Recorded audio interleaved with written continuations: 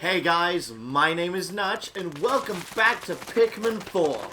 Last time we went over the entirety of the Picklopedia for the new entries for the new enemies and returning enemies from past Pikmin games that did not have Picklopedias such as the first game. But anyway, it is time for the treasure catalog.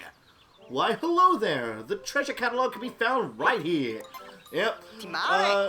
Real quick about this, I actually did do a few minutes of recording and then stop for a little bit just to have like dinner before after, and came back and I checked the footage and realized the audio was all muffled. Yeah, my webcam was somehow linked to my Elgato, so thank God I checked beforehand. Well, anyway, let's start off with the Rubber Cutie series with the Universal Rubber Cutie. Have you ever laid eyes on something more adorable? I, for one, have not. Gazing upon its features fills me with, is it admiration? Or, well, whatever it is, I recommend everyone open their eyes and their hearts to the sublime and squeaky being. The first time I laid eyes on this treasure, I thought it was a giant aquatic monster. It took me a few paralyzing seconds to realize that it's just a statue. What a relief! If such an attractive creature were to attack me, I would be too entranced to run away. This thing is huge. It'd take a whole day to eat in its entirety. This guy just wants to eat anything he comes across, and I'm all for it. Planetary Rubber Cutie. Look at those adorable features and darling proportions. This creature may be rather medium in size, but it does not mean it has a medium amount of cuteness. No, I'm quite certain it possesses enough cuteness to charm an entire planet. Has well-proportioned facial features and smooth exterior. Its hollow interior allows it to float on water. I thought long and hard about what creature inspired this treasure, and before I knew it, I was petting its beak. I'm powerless in the face of cuteness. I'm still not sure if it's edible. Also not sure if something can taste as handsome as it looks. Stately Rubber Cutie. Fret not, stately Rubber Cutie. Yes, you may be smallish in size, but it does not matter. Cute is cute. In fact, it's quite possible you're even more cute because of your smallness. Yes, I do believe you are. Compared to the other treasures found, this sculpture is tiny, yet with its beak turned courageously upward and its round eyes brimming with the spirit of adventure, I can't help but admire its gallant image. Beauty really can be found around any corner. This seems like the right portion size for me. Dapper Rubber Cutie. Just look at this fella, dressed to impress in all black, and impressed I most certainly am. So impressed I can't stop staring. I do hope it'll forgive me. It's just too hard to act normal around someone so dapper. It truly is. When I was a kid, I coveted a black leather jacket that hung in a shop window. It was so cool. I begged my parents to buy it for me, but they just scoffed in my face. So I saved up my pocket change for months and finally bought it myself. It turns out wearing a leather jacket during the peak of Hocotate summer is a shortcut to getting a heat stroke. That was the last time I ever tried being cool. I like this color. Gives off a chill aura. Even though we're not selling these items and there's no sales pitches or whatever, I'm all for Louie's notes. The ship's notes in Pikmin 2 were the best, but Louie's is a close second. Well, now we're on to the Sweet Tooth series. What a sweet stick this is. Quite literally, this stick here is made of candy from top to bottom. This unexpected combination makes it quite the handy thing to have around. You can use it as a walking stick to prevent yourself from stumbling while hiking or exploring unfamiliar terrain. When all the exertion makes you hungry, you'll find sustenance right there in your hand. A useful invention to be sure. A gigantic, brightly colored stick of candy adorned with a ribbon. My guess is that it was meant to be a gift for a child and would be a great souvenir to bring back to my own kids. I'll need to keep a close eye on the spaceship's temperature to prevent its melting during transport.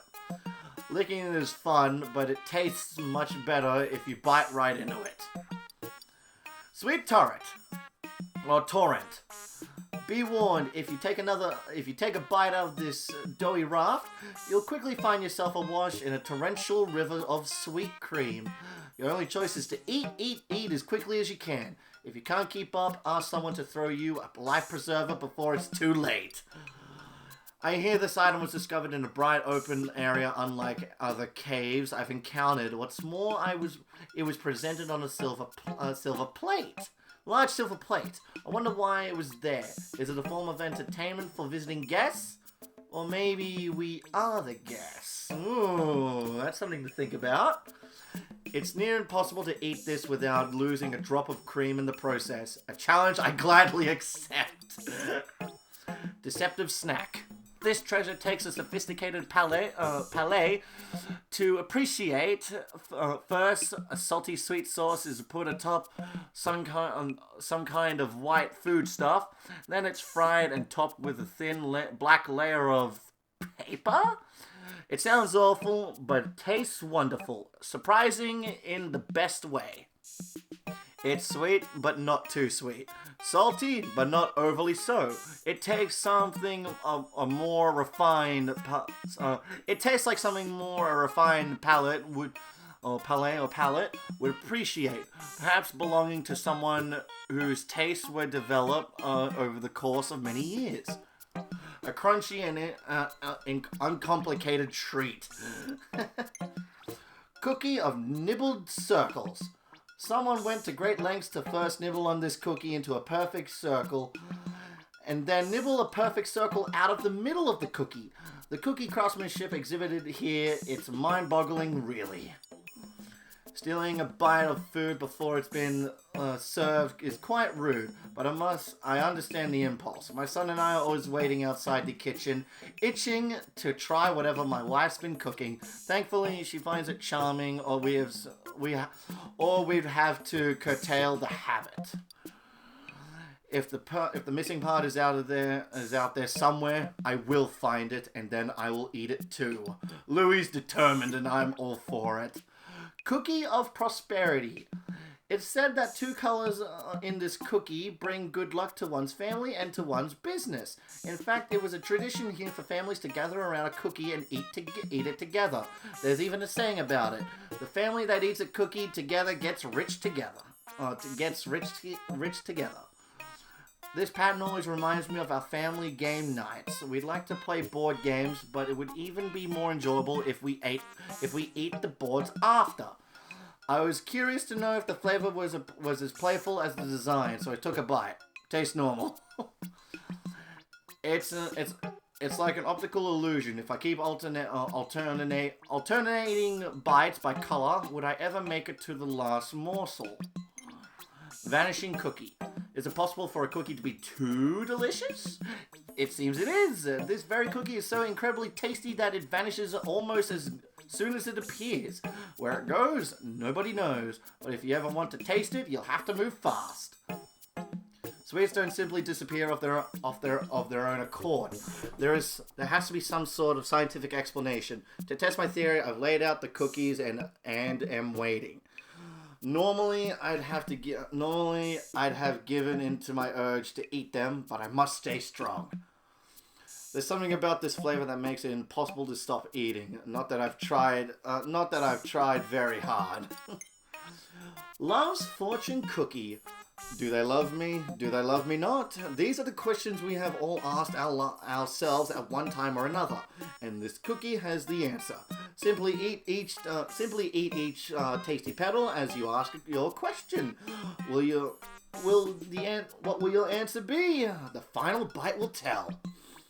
Before we got married, my wife took a compatibility test to assess our relationship. It was all for a laugh, but we got 120%, indicating we would be eternally happy together. I don't really believe in all that fortune-telling stuff, but the test got it right. Oh, Olimar. There's only one way to eat this. First lick up the jam, then eat the buttery petals until all that remains are crumbs. Then eat the crumbs. Hardy container. The shape of this treasure represents perhaps the most important things that there are in the universe. Life and love. If you pour your heart out into this cookie and give it to someone you care about, it's sure to have a powerful effect on them. In my line of work, encountering tough situations and feeling like your life is in danger is all part of the job. But something about this cookie makes me feel like I have the strength to make it through. Like I have an extra heart if my first one runs out. Well, you don't really have a heart system, Olimar. You have like a pie chart that goes down each time you get hit. If you break it in half first, it's much easier to eat. Louis just does not care for like romance and all that. It's so good. Jiggle jiggle. Even a jiggle jiggle. Even a slight touch will make this treasure jiggle and wiggle in the most wonderful way. Yet for all the seismic stresses, it will never collapse. It never collapses. Still, what's even more entrancing than the jiggle jiggles wiggle is its taste. The sweetness will make you tremble. Children are fascinated by jiggling objects like this. I know my kids would lose their minds if they encountered this gelatinous tower. I consider myself a mature adult, and even I'm fighting the urge to climb up to the top of this jiggling hill. The creamy base is delectable, but alternate each bite with the brown topping for a more savory experience. Oh, whoops, I went past one. SS Berry. This spaceship was clearly styled to look like a cake with a fruit atop it. I suspect it was specially designed for couples heading to space on their honeymoon. Goodness, I hope no one tries to eat it. The ship might crash in some strange locale. Idyllic vacation newlyweds dream of. At our wedding, our friends gave my wife and me a special a spaceship-shaped cake that looked like a lot like this one.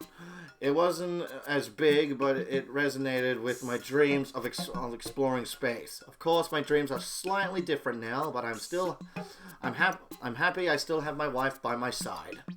Very filling. What a refreshing aroma. And what charming decorations. And that gorgeous color too. Popular with the young crowd, this spaceship wakes you up as it whisks you away on a minty, fresh journey to another planet.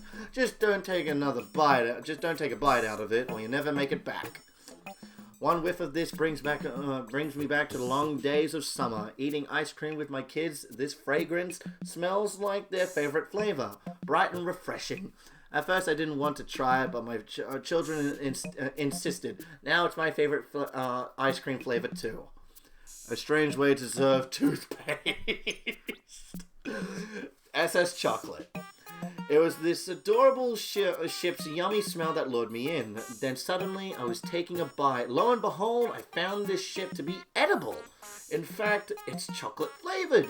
I'm still not quite sure what to make of this discovery. All I know, it's a delicious one. My wife and I have been together for a long while, but our relationship has never been as perfectly poised as this cake. Maybe it's because the unbreakable promise, nope. Maybe it's because I'm flying around space and she's at home trying to keep things together. We really are due for a date night. The touch of bitterness makes it that much easier to eat. And now to the Dazzle series, Unbreakable Promise. A hoop topped by a stone made of the hardest substance in the universe. A perfect gift to give when making an unbreakable promise. Though I am told this stone can, in fact, be broken. Perhaps it is meant as a reminder that no promise is truly unbreakable. There is such things as divorces, so I don't want to get too much into that. It's a common practice to present an expensive gift to your intended when you propose. I didn't have the means to do so when my wife and I became engaged, and I've always regretted that fact. But at least I still love her as much as I did then. I slipped myself right under the metal archway and took a nice cozy nap. This guy does not care. Golden vaulting table. This shiny table is used in a ceremony meant to bring good luck with money. It works like this. Jump over the table once and make a profit. Jump over it twice and make a fortune. Jump over it thrice and the skies open and money rains down on you. Or so one hopes anyway. Apparently, if you can jump over this, you'll be blessed with great wealth. I'm not that superstitious. I'm not the superstitious type, but I'm tempted to give it a try. I could use the extra cash. The only thing standing in my way are my poor middle-aged hip joints. I bet this thing would bring in the big bucks. Olfactory sculpture. You can't see the artistry at work here with your eyes, but take a deep breath and hold your nose, and your nose will behold the power and beauty at once. One whiff and your heart will light up. Surely this gorgeous olfactory sculpture belongs in an art gallery. It's a multi-sensory art experience. You got the flicker of the flame, the texture of the body, and that gorgeous scent that just melts into your surroundings. It's so soothing and calming. I'm getting a bit sleepy here. Is it a sleep? I set it on fire and it melted. It smells yummy, but unfortunately it's inedible. Princess Pearl. It is said a king gave this orb to his beloved daughter. And it contains all the wisdom the princess would need as next ruler of the land. Note it is not especially flashy. One can assume that's because good leadership is not about flash, but about substance. My daughters love shiny jewels and trinkets for as long as I can remember. She used to be happy happy enough with pretty stones and pieces of sea glass, but now all she wants are the more illustrious items like this. That doesn't bode well with my wallet's future. This would be a great gift for Nana. She could use something shiny. Louis cares about his grandma. I care about my Nana too. We all care about our Nanas. I hope so. Sticky Jewel. Not only is this glimmering gem quite beautiful, but the mineral is composed of its notable for being highly sticky. Often given as a present to a loved one, it represents a bond that is uniquely adhesive. This gemstone is large, but it looks kind of cheap. I've only just started to accept that one day someone might propose to my daughter with a gift like this. I know I should probably give that person a warm welcome, but I already don't like him. Olimar, the protective dad you are. I'm pretty sure this jewel is fake. Hoop of Healing. Step through this glowing blue hoop and you'll feel its healing effects almost at once. Exhaustion is gone, ailments of the heart and body are banished. You have but to make the choice to step through it. I've read somewhere that some colors can have certain effects on your body. This color seems to calm my mind and help me recover my composure when I'm feeling frazzled in the field. It has an almost healing effect. I stepped inside the circle and spun it all around me. Hoop of Passion. Is your relationship missing the spark it once had? Are you stuck in a rut with the one of you love? This hoop can help. Step through the glowing pink light and feel the passion return. The warmth that shines upon you is sure to remind you of the day you met. The science of colors intrigues me. For example, I can feel my instincts sharpen and my zest for life intensifies when I gaze upon this hue. What would happen if I were to walk through this ring with my wife? Perhaps its powers could ignite the spark between us. Seems viable for a ring toss. Hoop of Fortune. Do you ever wish you had good luck? With this hoop, you need not wish. Step through its glowing yellow center and good fortune is sure to follow. Of course, for this to work, it helps if you believed it is going to work in the first place. People tend to gather with those who are like-minded and eventually they become friends and partners. If you want to build a circle of good friends, you must be the kind of person whose company you enjoy. Then you find companionship with yourself as well. Maybe walking through it brings you good luck. Louis it's just simple, keeping it simple, and I'm all for it. Tandem Trainer. We're now in the Recreation Recollection series. Tandem Trainer. Exercise is good for many things. It not only makes us stronger, it also helps us live healthier lives. So grab each of these exercise machine's handles and squeeze. As every muscle strains at the effort, take comfort knowing you're adding good things to your life. I'm no longer trying to catch anyone's eye, but as a sole breadwinner, I need to prioritize my health so I can support my family for years to come. The problem is, I'm so busy supporting them, there's not enough time left for push-ups. We'll see how it all turns out. Apparently I should be able to lift this pretty easily, but I gave up after my first try. Sphere of fuzzy feelings. Put your hands on the surface of this sphere and don't be surprised if you find yourself awash in waves of fuzzy imagery. The surface texture recalls the warmth of a fall sweater, the feel of grass on a summer day, and the prickly thrill of a hard-fought victory. Growing up, I wasn't one for chasing balls or shedding tears over a win or a loss, but my passions were equally absorbing. I wonder why this giant fuzzy sphere is making me thinking of more youthful days and what they were like for the inhabitants for this planet. I like to imagine I'm petting a soft little green creature. Orbital communication sphere. This communication sphere has fallen from its place orbiting the planet. Note how the bumpy surface was designed to maximize transmissions. A pity that is no longer functioning. Perhaps a blow with a large stick could launch it back into orbit. Playing golf now, are we? Its hard outer shell could withstand severe environments, but the inside appears to be extremely soft. The geological layers are breathtaking. If I had to guess, I'd say this is a scale model of a celestial body. I just can't explain why I want to hit it with a stick. Hold it tightly between your arms and roll. Feels amazing. Orb of Destruction. There's something about this orb that makes one want to hit it with a stick and enjoy in a moment of joyful abandon. Of course, such behavior is sure to spell trouble. I can see it now. The orb sent flying through the air, only to crash through the window of a neighboring home. Then the neighbor, failing to appreciate the gleeful innocence of the moment, unleashing a good old-fashioned triad. No matter how fun it may seem, do not send this orb sailing through the air. I can verify that there are indeed 108 stitches on this ball. Wow, okay, that's kind of interesting. I counted them myself. The process took me all night to complete. As an explorer, it's important to question things in order to survive, but I should be careful not to overdo it.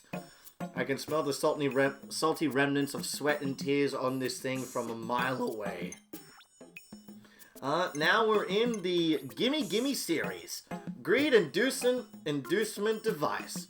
The spine-tingling snap created by this object stimulates feelings of greed within anyone in an earshot. The reasons behind this are unknown. Perhaps it reawakens a primal sensation hidden in the depths of our hearts, but this is a mere conjecture. When I hear the sound this makes, the word paycheck immediately comes to mind. It's followed quickly by the image of my wife's face and her voice reciting our monthly household budget in full. Food, tuition, medical bills, the list goes on and on. And what a pleasant rattling sound. I could listen to it all day. Disc of Joyous Wisdom. Do not be fooled by its silence. You are in the presence of the most intelligent life form in the known universe. Based on its appearance, it's clear this creature can extrude feelings of joy and delight. It was likely a center of many social gatherings long ago. Poker nights. I've never really been to poker nights, but I have played poker online. Especially Poker Night 2 and Poker Night The Inventory. That's how I got into poker in the first place. Oh, those were such good games. Whenever I hear a joyful song, I'm transported back to my family's celebrations with live music and dancing. I see my family all dressed to the nines, looking at me with silly expressions on their faces. I hope to witness that again one day soon. I can't help but wonder why this isn't a rice cracker. Disc of Angry Wisdom. Better keep an eye out when in close proximity to the sentient disc. Apparently has a bit of an anger management problem. Further details about its tendency to lash out have been lost to time, which makes it all the more intimidating, doesn't it? A few years ago, my wife suspected I had betrayed her in some way or another and was furious at me. She was so enraged she could have turned the whole world upside down. It was terrifying yet comforting to know I still ignited such passion within her. Oh, I hear a bird. Not in the game, in real life. I think I'm recording this like at 12 a.m. I should be asleep, but no. Getting angry is a good way to spur your appetite. Okay. Disc of Sorrowful Wisdom. In moments of sorrow, it may be helpful to consult with this unusually intelligent life form. Empathy is one of the highest forms of intelligence, so this disc surely has more than enough to share with you. You may not be able to hear its wisdom, but you will feel it. What is the purpose of emotions? They give our lives meaning and balance. One could not survive a life of pure sorrow, so we must find delight in things. A life of pleasure would become monotonous. So we should appreciate the bad as much as the good.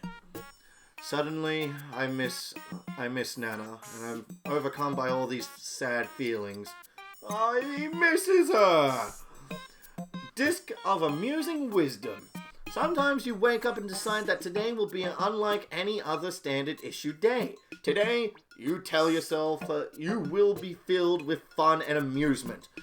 And what could be more amusing than dancing? Why nothing? On days like this, simply grab this disc and get your groove on.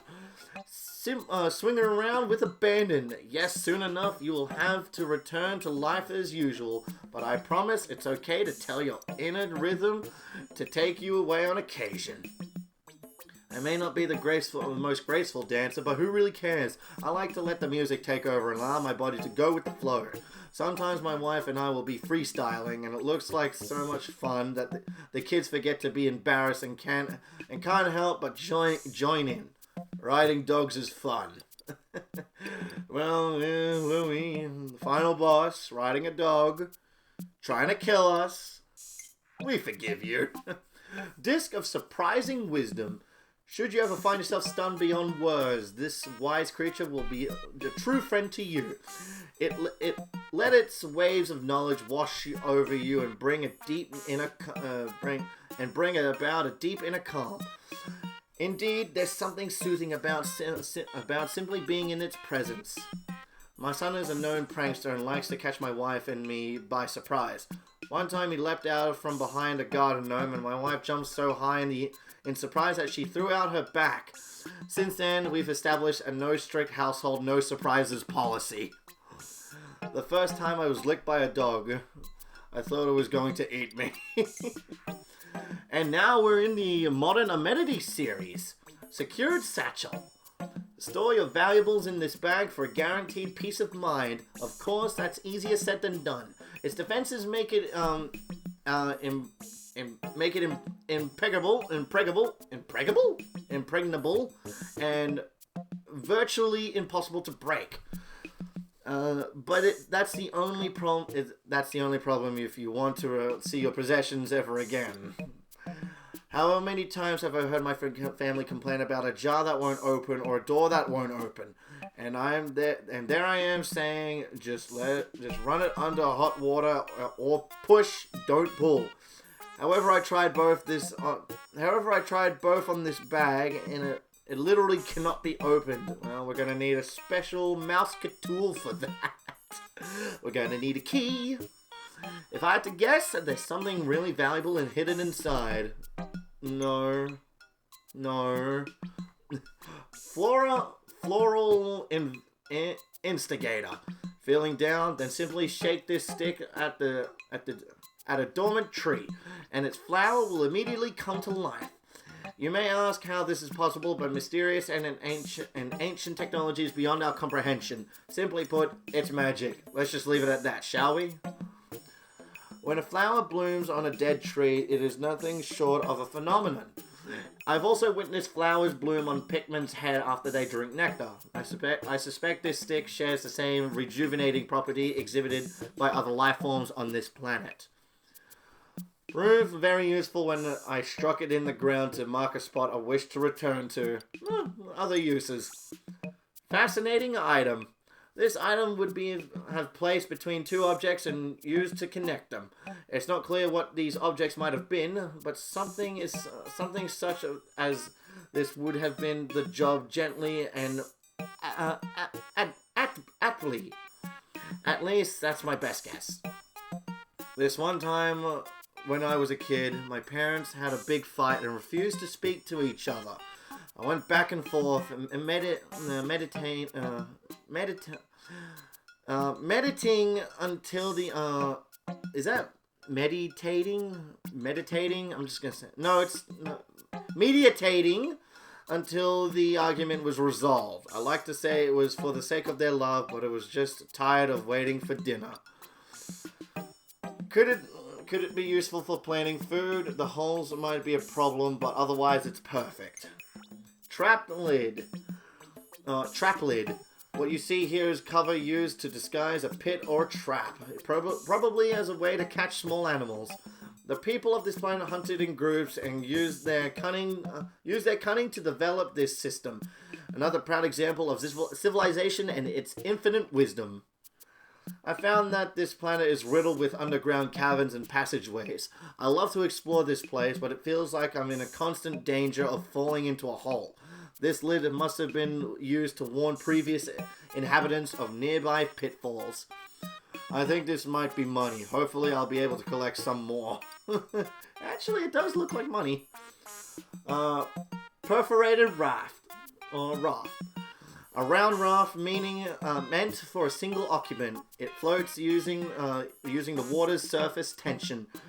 Those holes in the middle allow the passenger a delightful glimpse of the water below. Then again, one might consider plugging those holes if one was worried about the raft taking on water. I'd equal the underside of this raft with floats so that it hovers above the water surface, making it possible to sail without sinking. Then I'd plug the holes with magnifying lenses so I could peer underwater safely. The more I lick it, the tastier it gets. Bro, this dude's weird. Gift of friendship, the final treasure we've collected on our journey from the ancient Shirehound. Dogs have been our dear and most faithful companions since the dawn of civilization. This necklace represents that ancient and honorable bond, both physically and spiritually. A well-worn necklace such as this is a mark of friendship like no other. The lovely patina on this piece is evidence of a deep bond between this dog and its companion. A dog never truly forgets their owner, and an owner will remember their dog for life. Eternal truths such as this transcend all times and galaxies. I got a necklace of my dog's face on it, and I always wear it when I'm feeling down and when I want to remember him. And I also got a picture of my dog next to my main monitor for my PC setup, in case I ever wanted to look at him again. And he's also my lock screen on my phone. So I loved my dog. He was my best friend. The spikes give it that extra little something. I bet this dog was a comfy form of transportation. Oh, and now we're in the Memory Fragment series. Memory Fragment top left. This is where the mystery begins. See, it's a fragment of something bigger. Yes, a massive photo panel now broken into pieces. But why? The only way to find out is to put the pieces back together again. The clues are here to tell me this belongs in the top left corner. The vastness of space and the unknown it contains is an unsolvable puzzle. At the start of each voyage, I set out to unravel any mystery and discover great truths, but I always find myself returning with more questions than answers. Nana always told me you should build something from the outside in. Memory fragment topish. This is merely one part of a much larger picture. As for why this image was broken into pieces, well, I suspect it's because it needed to be safely transported, perhaps to an art gallery even. Once assembled, I won't be surprised to find a masterpiece. At Hocketate Freight, we often divide up our cargo in order to use the ship's space more efficiently. Big companies have huge transporters to fill up, but that also means a lot less flexibility. They're still filling up their gigantic ships while we're making out deliveries. Reminds me of a meal I once had. Now I'm drooling. Memory fragment. Top? Probably? Sure, there's a reason this image was broken into fragments. Could it be a treasure map? Did someone split the map into pieces and hide the bits? Is today the day I strike it rich? Perhaps I shouldn't count my fortune before it's found.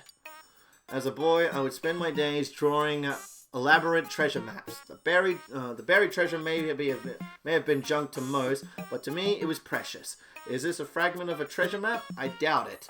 But the subject of this drawing was probably a treasure to the artist. Soup. At least it looks like soup. Memory fragment. Top right. This mysterious fragment appears to be the top right part of a giant photo. Could it be a picture of a precious moment in time? But why would such a thing be broken into pieces? Was someone trying to hide something? I must see all the pieces. I must know. I understand the instinct to hide something precious to you. Though the word protect is probably more adept, I feel similarly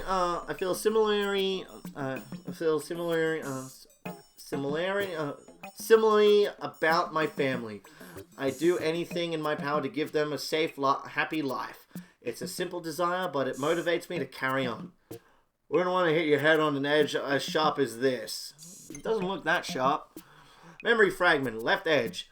Do I see a face in this picture fragment? Is this a part of a smile I see? No, it couldn't be. Or could it? Oh my. I feel like I'm gonna see whatever it is in my dreams. This looks just like the kind of pictures you get when you let your kid play with a camera, blurry and too close up to see anything. I deleted all those pictures of my kids took to free up memory space, but now I wish I hadn't. Imperfect memories can be the most precious. I'm getting strong chocolate vibes. What? Memory fragment center left. Such a wise eye staring out at me. Yes, this certainly looks like the face of a deeply intelligent creature, and it's the strangest thing. I feel like I know this animal well, even though I have never seen it before. I hope I get some answers once all the pieces are found. This makes me think of my dog Bulby back at home.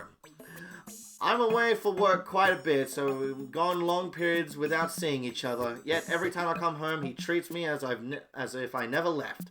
He may be the wisest and most loving member of the family. Reminds me of a dog. I like to take it for a ride. Memory fragment center right. That dark pupil staring out at me, as it can see right through me, through anything and anyone. Surely it has the power to know my deepest secrets. Good thing I don't have anything to hide. No, really, I don't. Okay, stop looking at me like that. This unknown organism bears a strong resemblance to the dogs on my planet. I'm amazed that such a similar species could exist in the far reaches of outer space. I've heard that organic components can travel through space on meteorites and comets. Could there be a connection between my planet and this one? Looks a lot like a dog. I'm not sure how comfortable it would be to ride. Memory fragment right edge. What do I see here? Is it nothing? Is it everything? I feel like it could be anything. Maybe this fragment is a part of a ceremony in which the participants break up a photo of a beloved deity so they can better share it with one another. Yes, that must be it. As a young boy, I collected rocks and shiny objects that I held quite dear. My parents always wanted me to get rid of them, but I refused. I can't even remember where I found them all. I probably picked most of them right up in our own backyard. I'm not sure why I was so attached to a bunch of gravel, but they shone like diamonds to me. No idea what this is. It is definitely inedible. Memory fragment bottom left. 2 flat sides and a corner. Could this fragment belong in the bottom left position, or does it go up above the top right spot? No, in my gut instinct says bottom left. Sometimes your gut is all you have to go on, and go on you must. As a child, there were many times I'd come across something unknown to me and intuitively investigate without hesitation. It worked out well for me, I believe. As an adult, I often overthink matters, so maybe I need to recapture that daring spirit of my youth. Licked it, but didn't get a lot of flavor. Guess it's not a cracker. Memory fragment, bottom-ish. We can ask ourselves why this photo was broken into small, indiscriminable fragments, but perhaps the answer is that there is no answer. It pains me to say it for those of us who try to make sense of the world. This sort of thing keeps us up at night. Whoops. Why are things the way they are? The answer could be surprisingly simple. For example, my kids will often dismantle a clock or a chair, or tear up a piece of bread just because they can. Maybe there's no significant reason that this picture is in pieces either. I fit my head into one of the little openings. Feel better than expected. Memory fragment bottom, probably. Take a look at the strange treasure. Notice the gaps and protrusions. I'm certain they'd mesh well with something similar, yet different. Maybe this is a sort of key that opens something if you find the pieces that makes it whole. Exciting. That little bump on the end makes it look like a nose. Noses make me think of my son when he was a baby. He often forget my face after I'd be gone for long stints of work and cry when I got home. But once he knew the distinctive shape of my nose, he recognized me right away. I fit my head right into one of the little openings. It was underwhelming. Memory fragment bottom right. I'm almost certain one could use these knobs and curves to connect this fragment from other fragments. But why? What would one accomplish by doing such a thing? Quite puzzling, no? Perhaps the partial picture seen here would become more clear with more fragments. Yes, that must be it. However, how clever, and though the big picture here remains unclear, the activity itself is really quite fun. Did I dream of becoming a glorified delivery man, or was adventure always my true goal, given my current circumstances? Who knows? I'm proud to say I've achieved both, but the president might see it differently. I'm worried about my annual bonus. Hold on to one of the nubs and swing to create a gentle breeze. And now for the extravagant breakfast series, condensed sunshine. The sweet flavor of the sunseed berry has been condensed into and placed into this bottle for safekeeping. So clever, so delicious. But imagine the squabble that breaks out every time this jar is opened. Something this yummy would be the envy of everyone at the table. This scent is dangerously sweet and brings to mind concentrated memories of my wife's adorable smile. But one can't subsist on sweetness alone. You also need solid qualities like trust and patience. Having those is like a big hearty breakfast for the soul. Opened the lid for a peek and fell straight in. I've never tasted better. Flaky temptation. Flaky layer upon flaky layer of buttery, mouth-melting dough baked to golden perfection. Indeed, this is temptation in bread form. You will try to eat a reasonable amount, but some strange force has has hold of your taste buds, and thus reasonable has no meaning. Devastatingly delicious. This is an extremely dangerous food. Its light and airy appearance belies a rich and indulgent interior. Before you've finished one, you've already reaching for the next. Is it even possible to deny such temptation? Or do I even want to? Can be toasted, stuffed with all kinds of fillings, and slathered in jam, but it tastes best as it is. Cushion cake. Did you know this lumpy cake doubles as a cushion? What a clever idea, no? It's just the right amount of softness and firmness for sitting on. And when you grow hungry, just take a bite. What a sweet treat it is too. Who knew a cushion could be so satisfying? I nap in the pilot seat sometimes, but a cushion like this would be great. Would be a great alternative. The only weird part is that it's edible.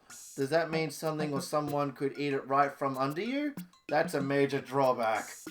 For eating, drinking, and napping, just set it on the ground, fill the pockets with juice, and lay down and enjoy. Puzzle snack.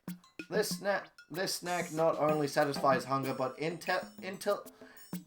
intellectual curiosity too. How do the arms of this snack intertwine like that? Get some friends together and talk it over while you nibble away on the problem itself. You're sure to arrive at the tasty answer eventually. Its shape is mesmerizing. I only wish I could understand how it was sculpted. The more I think about it, the hungrier I get. Thankfully, the salty and sweet pillowy interior is as re-energizing as it is delicious. But then I start thinking again, and the cycle continues. Slightly salted, dipped in something sweet to enhance the flavor. And now for the Sacred Sphere series. Sphere of Desire. It's said that this sacred sphere has the power to make the most deeply held desires come true, more so than any other orb in the Sacred Sphere series. Oh, what greedy wishes must have been wished upon it. Surely the maker of this orb wanted something near unattainable, but who among us hasn't felt such avarice? There's nothing in the universe more interesting than the universe itself. A curious and inquisitive mind will never be satisfied. No matter how much you explore, I hope I feel this way as long as I can. It's important to stay interested in your work. I'll save this to a drop in a hole sometime. Sphere of Family. This sphere is believed to be the patron of families. Parents often implore it to help their children flourish. And who can blame them? Parents treasure their children, and who then treasure their own children, and on it goes.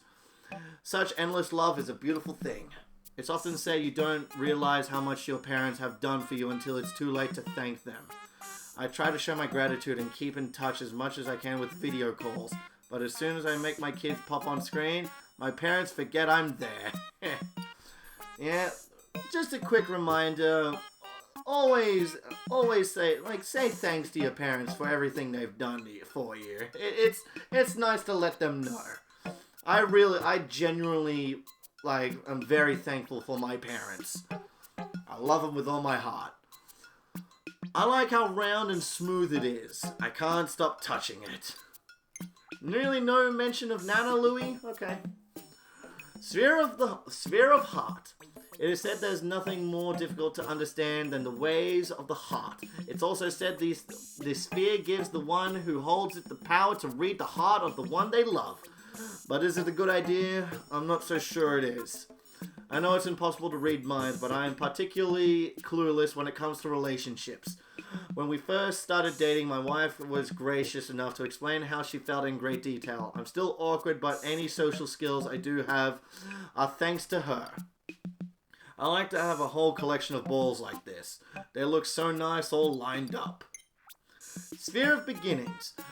When I stare at this sacred sphere, phrases like fresh start, new life, and clean slate float before my eyes. The Sphere of Beginnings is revered for its power to open doors and sprout fresh opportunities. It reminds us that a new chapter always just a page away. I've never minded having to start over or pick up my life at the flip of a switch. My environment and those in my social circle might change, but as long as I have my family with me, I'll still be me. They always call me out when I'm acting totally weird.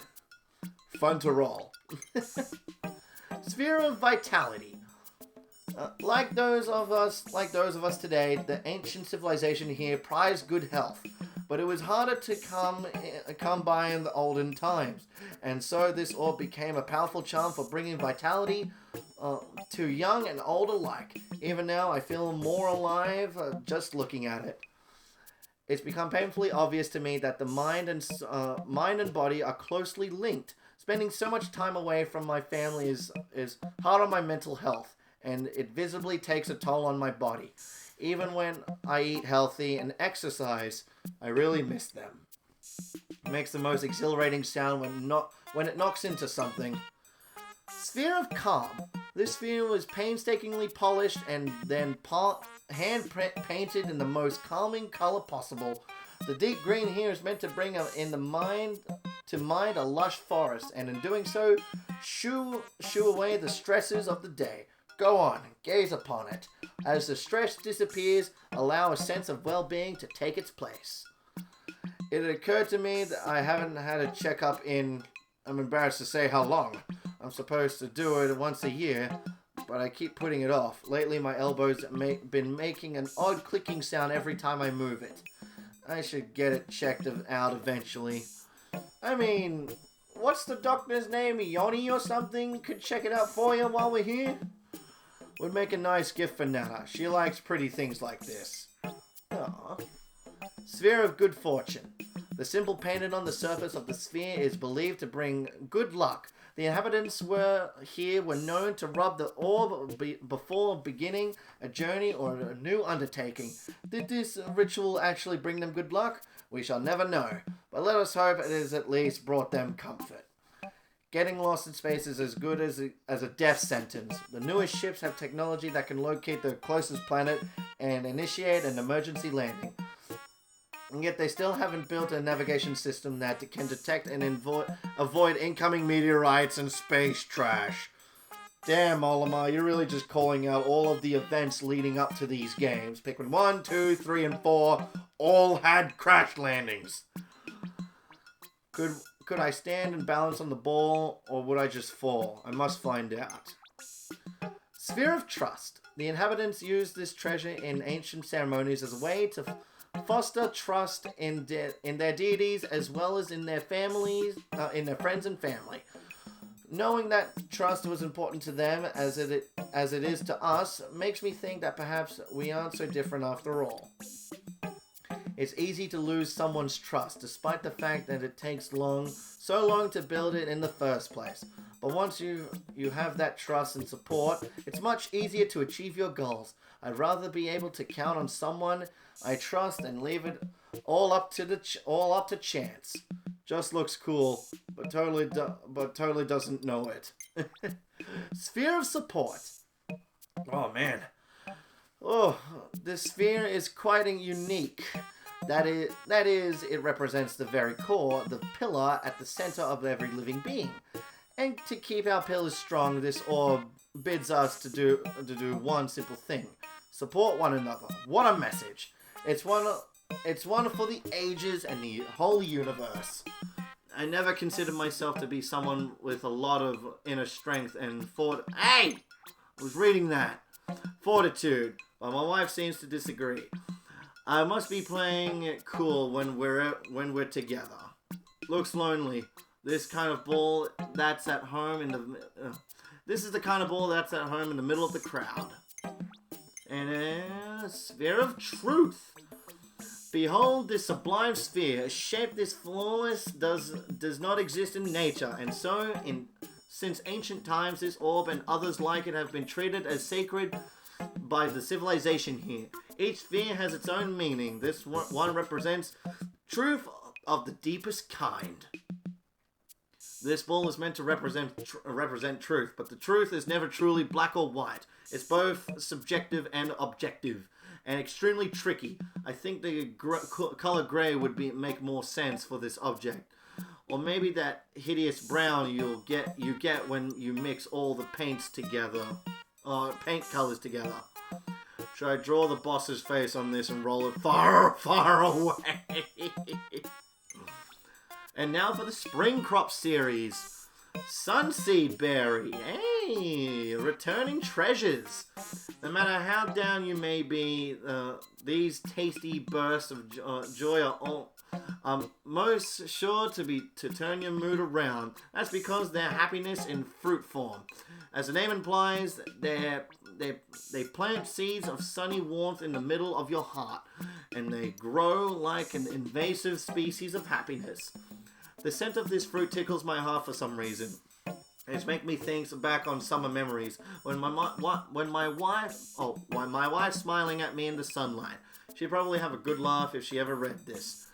But that wouldn't be so bad. I'd love for that. I happen to love that sound. I ate them as is or with a dollop of cream. The sweetest juice is concentrated at the tip. Cupid's Grenade, another returning treasure. A fruit both powerful and delicate. It reminds me of something I once read. Fate's tapestry has unraveled. Tomorrow weeps, romance has fallen. Love is madness. To mend the rift between two crossed lovers is the eternal weapon in Cupid's. That's it. That's what the ship said when it came to the sales pitch. Yes, so the ship made a return in a way. Yes. What a perplexing plan. It appears to be carrying two different types of berries. There must be a rare species of fruit. Both have odd traits. One seems to be a suppressant, while the other one is a stimulant. It's not easy to tell which is which. The balance between sweet and sour is most addictive. I've always wanted just one more bite. Searing Acid Shock. This is a returning fruit from Pikmin 3 that was converted into a treasure for this game. Try eating this fruit when it's green and unripe. You'll end up with a mouthful of acidic burning, but give it time to ripen and it'll not only taste sweet on the tongue, but restore your energy and give you the endurance to realize great ambitions. In my mouth, I used to power through long night shifts. In my youth, I used to power through long night shifts by sucking in sour fruit candy. It somehow energized me and kept me wide awake. I couldn't do that now, even with the candy. But it's an example of how sometimes things turning sour can work out for the best. My face scrunches up into a little prune every time I eat this fruit, just like Nana does. This might be genetic. Velvety Dream Drop, another Pikmin 3 fruit. This fruit is a treat for the senses. Not only its bright tiered shape form pretty. Man, I'm too tired, but I've got to power through. Not only is its bright tiered shape form pretty to look at, its soft surface is also slightly velvety to the touch. Yes, two senses delighted by one fruit. Or as they say, two birds, one stone. Oh dear, speaking of stones, do not eat the seeds. They're quite poisonous. When my first child was born, my wife and I would sit outside in the warm spring weather and take turns rocking him in our arms. Those days were filled with endless joy. The sunlight bouncing off his downy hair just looked just like this. Whenever I dig into one of these, and it's full of big seeds, it feels like nature's pulling another classic bait and switch. A stringent clump. That's another Pikmin 3 fruit.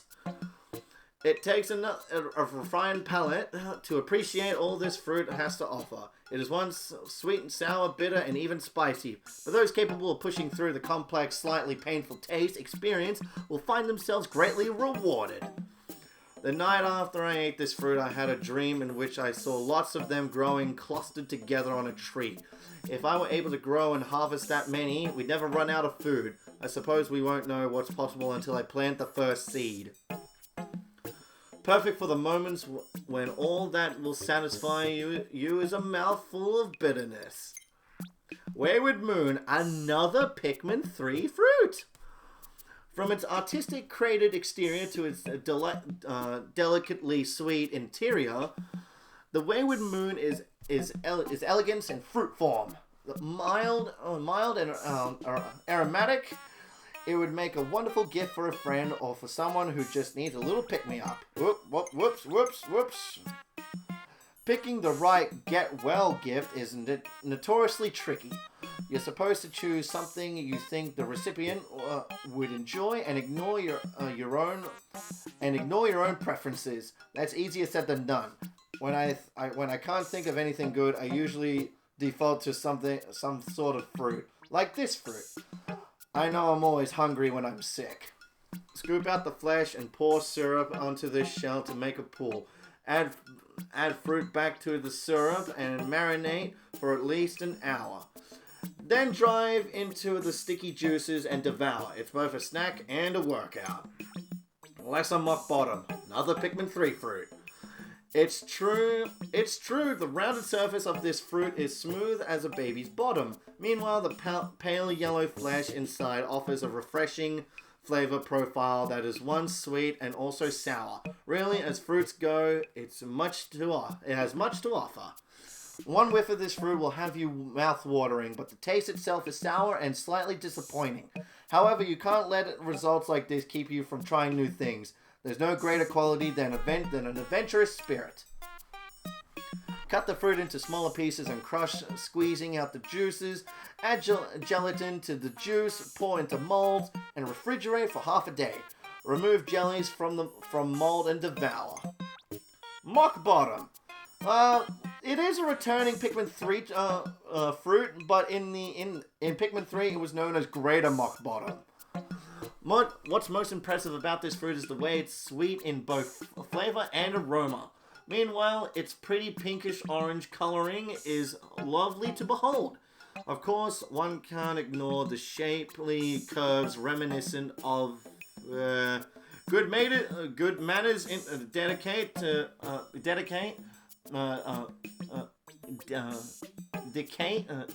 I say no more. Suffice it is to say, the Mock Bottom is quite a sensory experience. Extremely sweet, also almost too sweet. The flavor makes you feel drowsy with joy, and you want to soak in those joyful juices forever and ever. I may need to limit my intake when it comes to this fruit. To enjoy this fruit, all you need to do is take in a big bite and let its sweet juices flood your taste buds. Dawn Pustles, another Pikmin 3 fruit. It's difficult to say which aspect of this fruit is more charming, its pretty emerald color or how easy it is to share with friends. Thankfully, you don't have to choose. Simply gaze upon the gorgeous green hue as you share as many orbs at the party. This fruit comes in bunches so you can keep eating them and never run out. A single berry satisfies my appetite, but I'm grateful to live in a universe with such natural abundance. Don't waste your time peeling these. The texture of the fruit is soft and plump, but whoops. But the skin adds a nice crunch. Dust Pustles. Another Pikmin 3 fruit. Stare at the deep, dark orbs of this fruit and you might fall into a hypnotic trance. But not to worry. The minute you take a bite, you'll be snapped from your reverie by a powerful blast of sweet juice. What a journey it takes you on. You may never want to return. Ugh. My throat's getting a little dry. I got no water here. I've noticed that the skin contains a substance with antioxidant properties. That's probably why I feel so fresh and invigorated after I eat one. I wonder how I'd feel after eating two. If eating these raw, you'll want to remove the skin to avoid a bitter aftertaste. To make a juice, leave the skins on, and mash the fruit with your feet. Oh, great for working out pent-up aggression. I'll be right back. I'm just gonna go get a drink of water. Okay, we are back. So let's continue on with this. Next up is the Crimson Banquet. This is also another Pikmin 3 fruit. This thing is enormous. It's the size of an asteroid with hard striped skin. It's not very inviting. So what a surprise it was to find that inside is bursting with crimson juice. And in seeds too. Plant these in the garden, and maybe more tasty asteroids will grow. I look at this fruit and am instantly overcome by the urge to split it into a million pieces. I close my eyes to avoid the thought, but the impulse just got stronger. I must be holding on to a deep desire to take on and defeat a giant spherical obstacle. Sprinkled with a hint of salt to enhance its sweetness. Juicy Gaggle, another Pikmin 3 fruit. What a charming fruit this is. If it had a personality, I say it was cute and bubbly. Such a vibrant and passionate color too. There's just so much to love here. But like love itself, this fruit is delicate, so treat it with care. Enormous pockets of juice cluster around a hollow interior, much like memories, both sweet and sour, and that burst with meaning, yet still cannot fill that empty place in one's heart. Gazing upon this fruit always fills me with regret. Pull off juice pockets one by one and sip their contents. Macerate the remaining fruit with sugar and enjoy on top of ice cream or yogurt. Zest Bomb, another Pikmin 3 fruit. I think they're reusing a lot of Pikmin 3 fruit. Well, I know, because we've been witnessing all of this stuff. A number of fruits look quite similar to this one, but while it may be rather forgettable in appearance, its refreshing fragrance will leave you in your memory forever. Those with a mature palate should also sample its bitter taste. A zesty experience indeed. Seems to be a citrus lump, but younger and very green. Inexperience is usually perceived as weakness, but its power should not be underestimated. And many an organization has been improved by a newcomer's creative and untamed energy. Squeeze the juice over fish or meat if you want to diffuse their odor. Wait, hang on, did we just leave the summer fruit guess we did. We're now in the autumn harvest series, and looking at all of these treasures, there are Pikmin 3 and Pikmin 2 stuff right there. And winter, okay. Well, anyway, let's continue. Delectable banquet. Banquet. I'm just gonna say that. Eat this fruit before it's ripe and you'll never do it a second time. Yuck and blech. You mustn't get angry. No, let this be a lesson for impatience. For you see, those with the discipline to wait until the perfect time to eat the delectable banquet, they will be greatly rewarded. While observing the plant bear fruit, I was unable to work out where and when the flowers bloomed. I was so frustrated that I couldn't figure out basic botany. But all those annoying feelings fade away as soon as I bit into the fruit's sweet flesh. Not just a snack, but a cleansing opportunity for your whole body. Try them dried for a chewy treat. Portable sunset. This fruit gets its color by soaking up the rays of each sunset. And though it's quite bitter during its youth, it grows increasingly sweet with age, until it's close to perfect as it falls off the branch. Let this remind all of us to look forward to our sunset years. This fruit reminds me of a particular sunset I witnessed years ago. My son and I were walking home together one evening, and the sun was setting right across our path. I remember it like it was yesterday. It wasn't spectacular in the least, but I'll never forget it. It takes forever to ripen and only a few seconds to eat. One of life's greatest tragedies. Tremendous sniffer. The flavor here is mellow and sweet, while the aroma is pure elegance. And speaking of aroma, please observe this shape. Does this fruit not resemble a nose? It's quite uncanny. I say. One wonders if it can smell its own deliciously aromatic self. Now that they say it, it actually kind of does look like a nose. There's an elegance about this fruit. Its graceful curves and subtle flavor bring to the mind of images of ornate ballrooms overflowing with cultured guests and blossoming flowers. The simple act of eating it makes me feel a little fancier. Smells divine. Gently press the flesh near the stem to determine ripeness. If it's soft, then it's ready to eat. If it's still hard, then you'll have to exercise some patience. Crunchy deluge. The amount of moisture contained inside this fruit is quite shocking. Underestimate it, and you might bite down only to find yourself awash in sea juice. In a sea of juice. But be sure to have a snorkel at the ready when eating one of these. This fruit has a high water content, and its skin is so thin that you can bite right through it.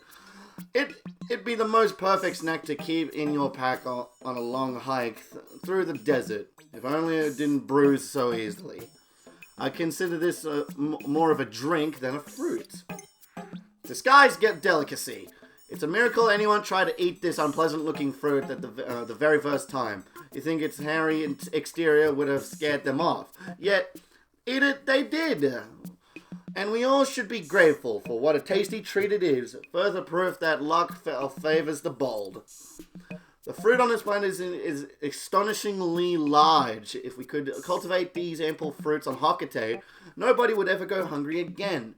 Sadly, I don't know anything about agriculture. Maybe I should have listened to my wife when she told me to do yard work. The black seeds are a delight and have a satisfyingly grainy mouthfeel, but I don't recommend eating the fuzzy exterior. Blonde imposter. Is the blonde imposter simply a disguised delicacy in disguise? You might ask. Not at all. It's very much its own fruit. It's juicy and sweet, and it has even more of the beautifying vitamin Pikmin U. That's right. That's like the friggin' vitamin, like the made-up vitamin for Pikmin 3. Then its green cousin imposter. It's as real as it gets. My wife went through a phase where all she talked about was the Pikmin and its nutritionist value. She charted Pikmin U percentages, and there was a and P. I never really understood what she was talking about, but she was so passionate about it I couldn't help but listen. I actually really like to try this fruit. It has fewer seeds and tastes a hint sweeter than its green counterpart. Now for the Winter Reserve series. Now for the Merciless Extractor. Hey, Pikmin 2 treasure. Squeeze, and had enough? No. Well, let's squeeze some more. A ruthless, savage heart beats inside this machine. Indeed, no giant fruit can retain its juice in the face of this device's relentless ringing.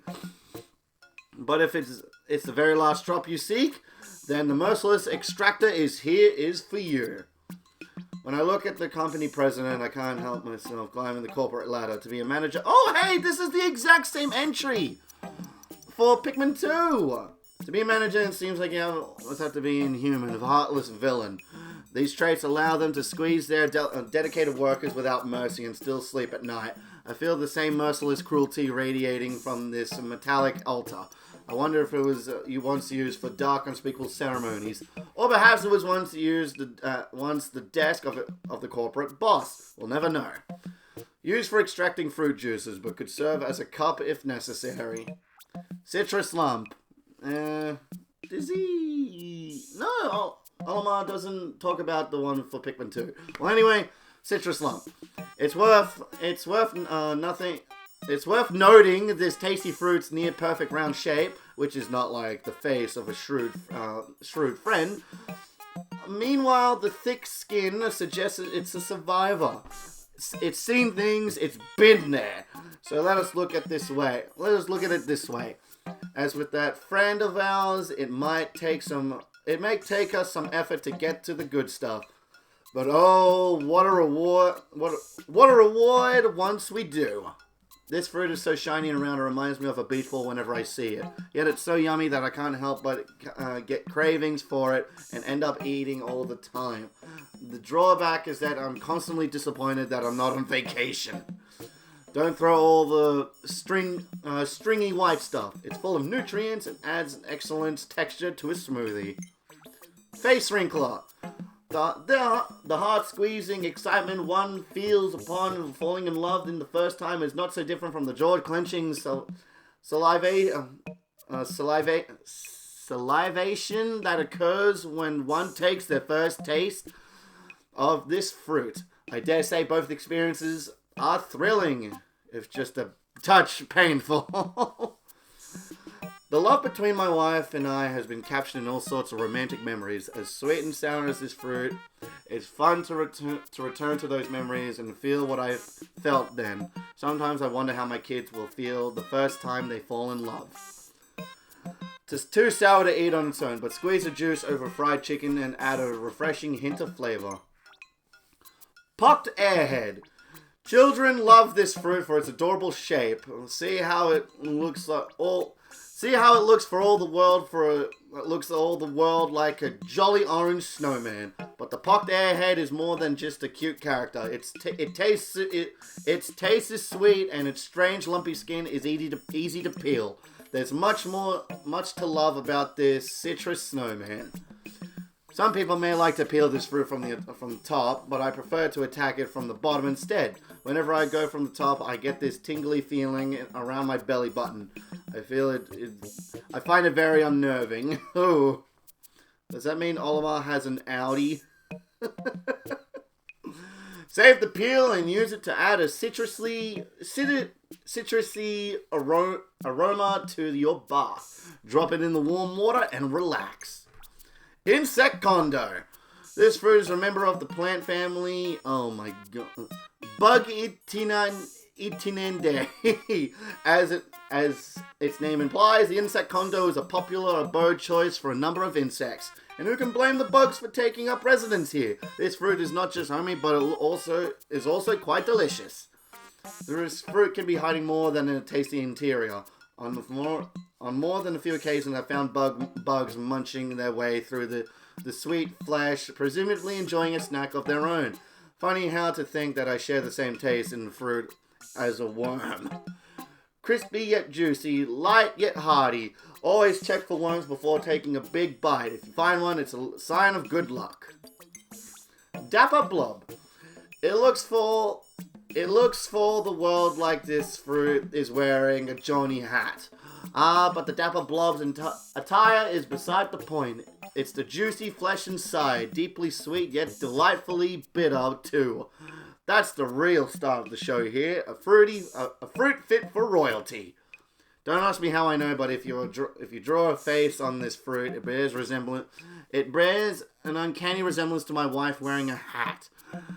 It even emits the same stylish and judgmental aura. Funny how the doodled version of her is as intimidating as the real thing.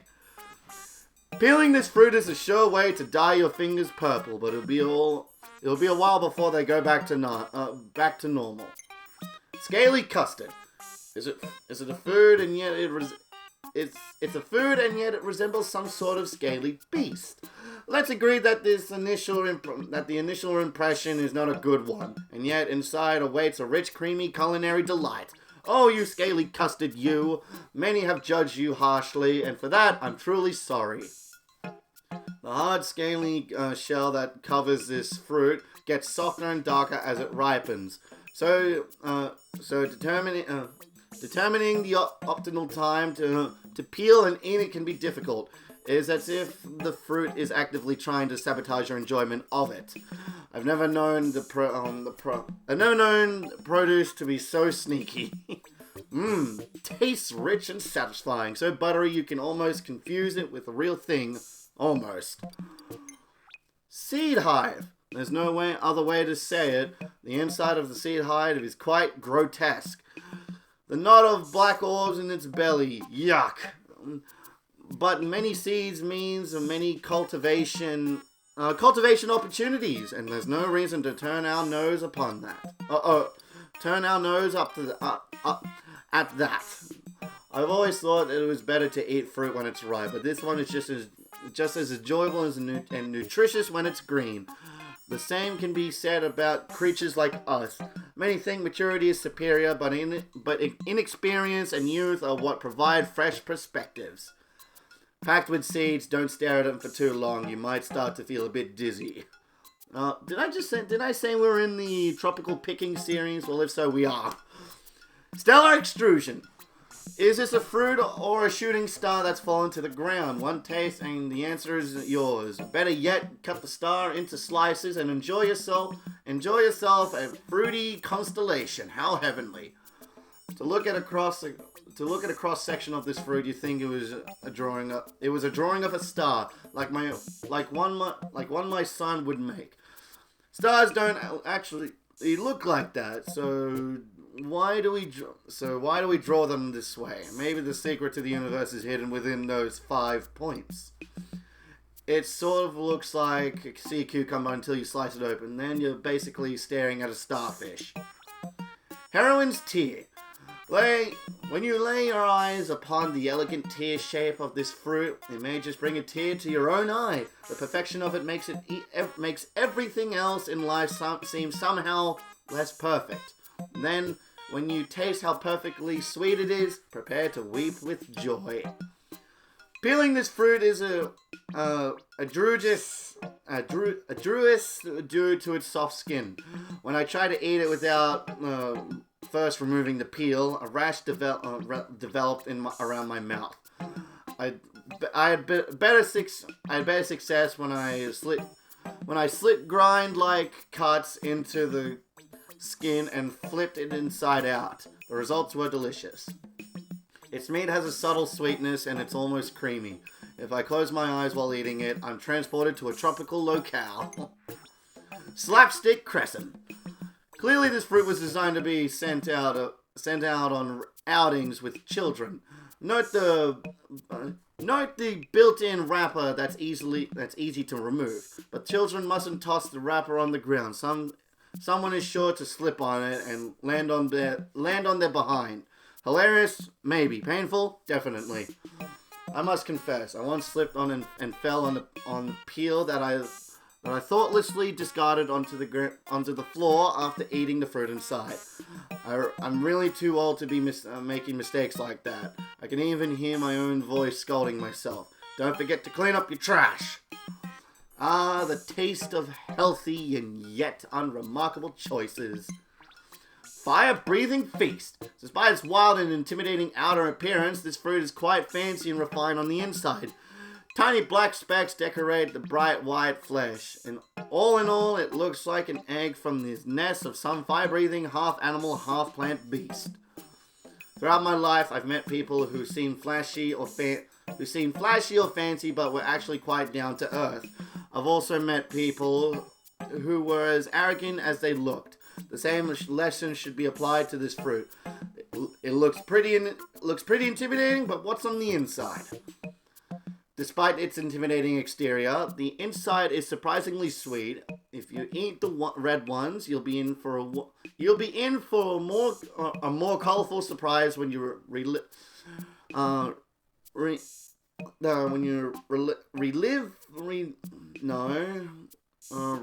relieve yourself the extra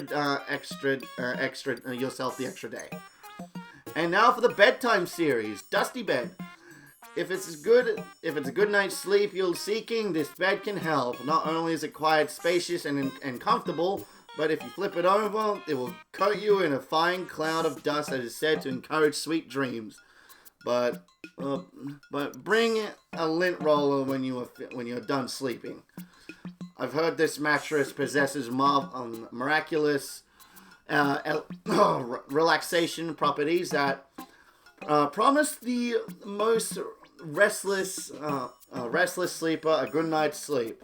I was curious to know how this would affect me, who can literally sleep anywhere. Would I ever wake up again? Thankfully, I did. I jumped on it, and it was engulfed by a cloud of white smoke. Doggy bed. This giant dog-shaped bed is the perfect spot for a canine companion to sleep on. It is quite thick and good at absorbing slobber if your favorite pooch friend is prone to such things. Also, a dog sleeping on a dog-shaped mattress. What could be cuter? My beloved dog Bulby has the impressive ability to fall asleep anywhere he wants. We have that in common. This habit is also one of my wife's biggest pet peeves. Perhaps if Bulby has a designated bed, it would create a bit more harmony at home. This smells like soap. Maybe I wouldn't need to shower on it if I slept on it. Birdie bed. Birds have long been a symbol of freedom and good luck. In fact, if one appears in your dreams at night, then good fortune is sure to visit you during the day. With that in mind, sleep on this bed, and you're almost guaranteed to find birds flocking into your dreams. Research has shown that the sound waves created by a chirping bird are naturally comforting and induce sleep. Now, I don't have a strong preference when it comes to bedding, but if this makes me feel like I'm sleeping on the forest floor, it could be worth a try. Useless for sleeping. Its shape keeps making my mouth water. I kinda ever fall asleep hungry. Fishy bed. It's said that life first came from the sea, so it's no surprise that we are so deeply connected to water. Thus, this bed with its fish-shaped design is meant to lure one to sleep with visions of floating. Just lay down and let the dreams wash over you. This thing reminds me of this one time I was fixing the hull of the SS Dolphin. The combination of the sun and zero gravity created an illusion. It was as if I was a fish floating in an open sea, but in fact it was just me floating in a sea of space debris. I bit into this object while half asleep. It was completely devoid of flavor. And now for the 3 Generations series. Granddaughter Dollhead. This poor separated family. I know they're only dolls, but it's still sad. This grandchild was discovered inside a dark, damp cave. Did she wander off? How did she find herself in such an unsuitable place? She must have been so lonely. What a relief then that she was rescued from such an unfortunate fate. I look forward to one day looking upon the face of my granddaughter, as if it's as cute as this one. I couldn't help but dot on them. But it doesn't really matter what they look like or if they resemble me or someone else in my family. I've always thought that that grandchildren are meant to be spoiled. Cute hat, but makes it hard to see. Gifting vase. It's hard to see a family separated even if they are just dolls. Dolls or not, they clearly want to be together. This doll torso looks like it's in the shape of a vase or vase. Perhaps it is a good place to put gifts to help the wayward dolls get by until they're reunited, and they will be reunited. I used to know a guy who would never give in to his kids when they begged him for something. One look from his grandkids, and he'd give them anything they wanted. It seems that a grandchild possesses an immense power of persuasion. Or is it just magic? Flip upside down, crawl underneath it, and you got an instant fort! Daughter Dollhead. This doll inherited her wise look from her mother. She's lucky to be a part of 3 generations that have handed down only their best traits. Of course, in reality, children often inherit our very worst traits. Whose fault is that? The answer? It's complicated. Children often exhibit both the positive and negative qualities of their parents. I think that's why we feel for them so much. What's more, we want to keep them keep improving and exceed the expectations we set for ourselves. It's hard work being a kid. I'm fighting the urge to add a nose hairs or mustache. Angry eyebrows. Mooching vase. Children mooch off their parents all the time. Don't try to deny it. But to be fair, parents love to be needed. So perhaps they actually like it a bit when their child comes to them with their hand out. Anywho, this looks like a good place to store mooched items. I've worked hard so I wouldn't be a financial burden on my parents. And I don't want to keep my kids to be dependent on me when they grow up. A parent's job is to raise independent children, but not too independent. You still want them to come home for the holidays. Probably used to take baths al fresco. The woody smell is quite soothing. Mama Dollhead. You want to see the face of a parent? Well, here it is. It's a commanding vice age, no? And yet somehow still warming and inviting. This doll, in her infinite wisdom, knows she must strike the perfect balance between strict expectations and eternal love. As a parent, you need to be able to hide some emotions from your children. It's harder than you think. I remember telling my parents about my career goals and seeing the disappointment in their eyes. It hurt, but I'm glad it didn't pull me off my path. If I put this on my head, I look just like Nana. Empty vase. Look at this enormous vase. Like a parent who's given too much to a child, it's completely empty. Is this all that remains of a sad story? Maybe not. Only that parent can say whether giving so much brought them disappointment or the greatest joy. Once you have children, money starts disappearing faster than you can save it. My wife always says it's for the children. It's worth it. I admire her enormous heart. Still, every year it seems like the children get more and more expensive. Walking on the rim of this object is a thrilling yet difficult challenge. And now for the gourmet series, King of Meats. I would normally think to call a meat majestic, but look at this thing, large and imposing. It demands a certain respect for all who consider eating it. I can almost hear it now. You think you can eat me whole, do you? I dare you to do your worst. I never expected to find such an appetizing cut of meat in a dark underground lair. Why was it there? How was it made? And is there a reason for its large size? I can imagine it was an offering to some great figure. I shall pay my respects later as well. Big enough that no one will notice if a slice of a bit to sample the flavor. If I slice off a bit to sample the flavor. Oh, excuse me. My straw of flavor. After subsiding on the blandest of space-faring food, I was not prepared for the symphony of flavors this dish unleashed on my tongue. The sublime melding of the top and bottom flavors. Surely a culinary maestro orchestrated this masterpiece. I'm not sure why you want to eat raw fish. Maybe cookery on this planet advanced so far that we're able to recreate the essence of the original ingredients. It'd be easier to eat if I could cut it down into smaller pieces, but that might be insulting to the chef. Perfect for dipping. The right sauce can bring out all kinds of unexpected flavors and aromatics. Belted delicacy. This food item looks all the world like it's wearing a belt around its middle. Fashion choices aside, it tastes like heaven. The yellow part, whatever it may be, is surprisingly sweet and delicious. Maybe more of our food stuff should wear a belt. I understand the white granular parts on the bottom to be fish eggs. One time I went fishing with my son. We caught a fish who was carrying eggs like these. It was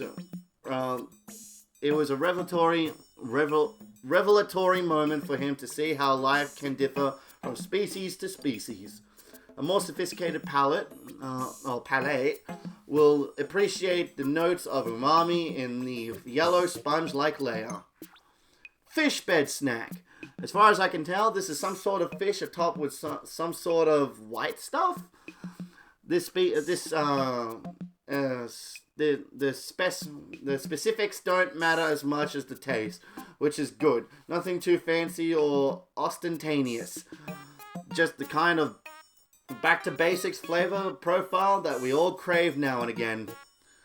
One of my favorite birthday gifts as a child was a book I received called 20,000 millimeters under the sea. I believe I owe my adventurous spirit to that novel. How funny that a piece of seafood from a different planet could remind me of my childhood self. An excellent palate cleanser. Puts you in a mood for a strong cup of tea. The Four Grill Brothers. This dish was inspired by the legend of the Four Grill Brothers. Two brothers felt only meat was fit for a grill. The other brothers believed only veggies belonged. A sword fight erupted among them. Then they nearly skewered each other, but ended up creating this skewer instead.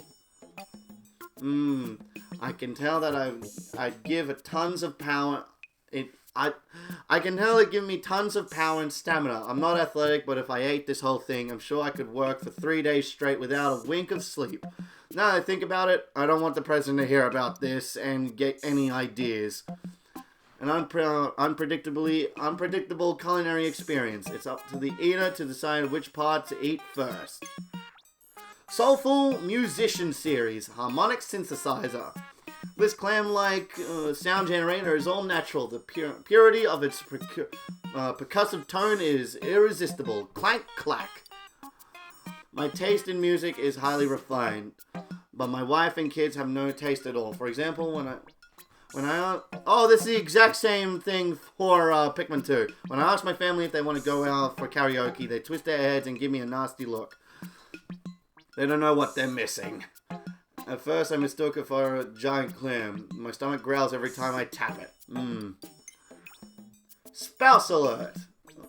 Do you have one of those spouses who love to play pranks on you? For example, one who gets a laugh from sneaking up and startling you with a boo. Well, put this on your prank pulling partner, and you'll always know when they're approaching. It's a must-have item for the spouse who wants to have a last laugh. Sometimes I miss my carefree bachelor days. Once you have a family, those days are history. I feel like spending time with my wife, but sometimes I just want to be alone. Could it be a fruit? It looks like there's some kind of seed inside, but the husk is inedible. Path Creator. This warning device, worn by ancient guardian deities, would be rung loudly for all to hear when a villager committed a wrongdoing. Anyone who heard it would be immediately fall to the ground, clearing the way for the guardians to pass. When I was a kid, I set off the alarm system at my primary school just to see what would happen. As predicted, I was scolded, but I have no regrets. We are naturally curious creatures. But why else would we be here? I still get the urge to set off alarms, but sadly I've gotten better at resisting those impulses. And then I made the mistake of entering the golden bowl and ring it within. The noise was deafening. Time Maker. This great bell has traditionally been rung at the end of each day, each month, and each year. And what a beautiful tone to mark the passage of time. Of course, once one counts up how many times they've rung this bell, the pretty jingle may turn into quite the startling jangle. How is it so that much time has flown by? Despite its Solomon appearance, the sound emitted by this object is airy and bright. It reminds me of the innocence and wonder that lives in the heart of young children. It's important to never lose their sense of childlike wonder. I know I haven't. Beware, it's easy to get stuck when you climb on top of onto it. Wind detector. Ah, what striking tones do it play as the wind dances through this silvery treasure. The musical notes that flow from the holes announce the arrival of a breeze, and in doing so, they weave a song both sweet and melancholy. Ah. It's a sentimental soundtrack, one best suited for a full afternoon spent contemplating the passing of the seasons. Unpainted spaceships look a lot like this, shiny and ripe for adventure. As a kid, I would go down to the spaceship dock just to watch the ships being assembled. That's where I started to dream big, and in reality, this is likely some kind of noisemaker. Despite its appearance, this is not a chocolate bar. I chipped a tooth when I tried to bite through the foil wrapper. I am just gonna go get a drink real quick because I am feeling my throat being dried up, so I'll be right back. Okay, I'm back. Let's continue on. Ooh, the ocarina!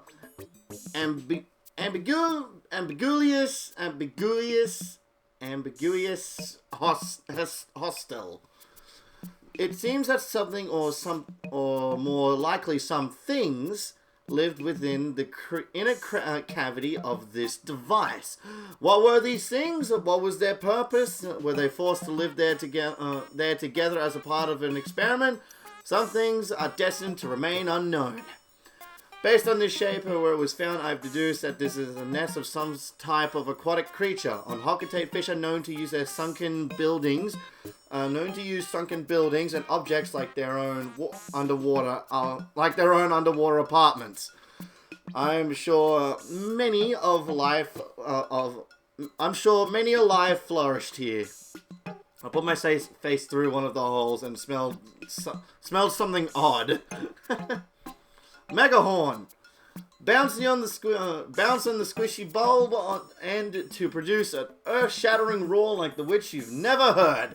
Large brass instruments such as this added volume to band performances. Just don't stand in front of the horn and at the horn end if you like your eardrums. I'm not sure my eardrums will ever recover from this thunderous noise emitted by this artifact. I can only imagine it played a role in many naughty children's practical jokes. If I had heard one of these as a kid, I'm sure I would have been in terror. Can't wait to scare the boss with this thing. Mechanical harp memory song. What one was this one? Memory song. I know there are 3 of them, and each of them played their own music. One of them was the Song of the Storm from Ocarina of Time. The other one was, I'm pretty sure, the Piranha Plant Lullaby from Super Mario 64. And the other one, it possibly could have been a Pikmin 3 one. Actually, you know what? I'm quite interested. Memory song, lullabies, windmills. Okay, memory song, Pikmin 3 would have been. Lullabies would have been Super Mario 64. And windmills, Song of the Storm. Well, let's move on with this. This device plays a beautiful melody that inflicts feelings of nostalgia. There's something so familiar about it, and yet at the same time it's completely unknown. Mysterious to be sure. Strange, despite its calming tone, something about this melody makes my palms sweat and sends shivers up my spine, as if it's sending me a warning about an unexpected troubles in the future. He's not wrong about that one. This would be the perfect musical accompaniment to a cup of fruit juice. Mechanical harp, lullabies. The song played on this device is intended to make the listener feel sleepy and yet terrified to fall asleep at the same time. How odd that a piece of music can make you feel like staring down at a mouthful of razor-sharp teeth. Oh, that's clever. That's clever. Like the piranha plants, they got very sharp teeth. There's a healing quality to this song, and I can't help but gravitate toward it. Perhaps this is a machine meant to lure prey for a stronger predator. The strong do have a disproportionate advantage on this planet. Wait, then does that make me the weaker prey? Nana used to sing me a special lullaby to put me at ease. I would instantly fall asleep. Mechanical harp, windmills. To feel the excitement of a grand adventure, all you need to do is play. All you have to do is play this device. It seems to sing of heroic tales and captured princesses. I hope one day I am able to sell these rare treasures to a hero as valiant as these dulcet tones. My son is always playing some sort of adventure game. He becomes the hero, defeats his arch nemesis, and saves the day at last. I admire heroic figures like that. But if given a choice, I choose my own life again and again.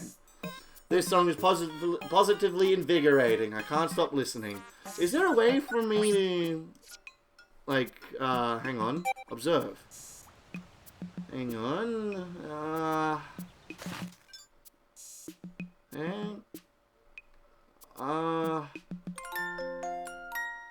there we go! So right here, this is the Pikmin 3 theme. Yep, that's pretty cool.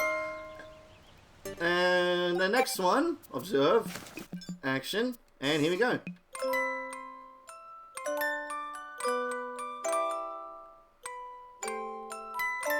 Yep, that right there is the Super Mario 64 lullaby for the piranha plants.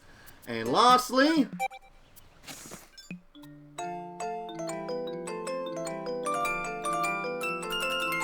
dun, dun, dun, dun, dun. That is the Song of the Storm from Legend of Zelda: Ocarina of Time.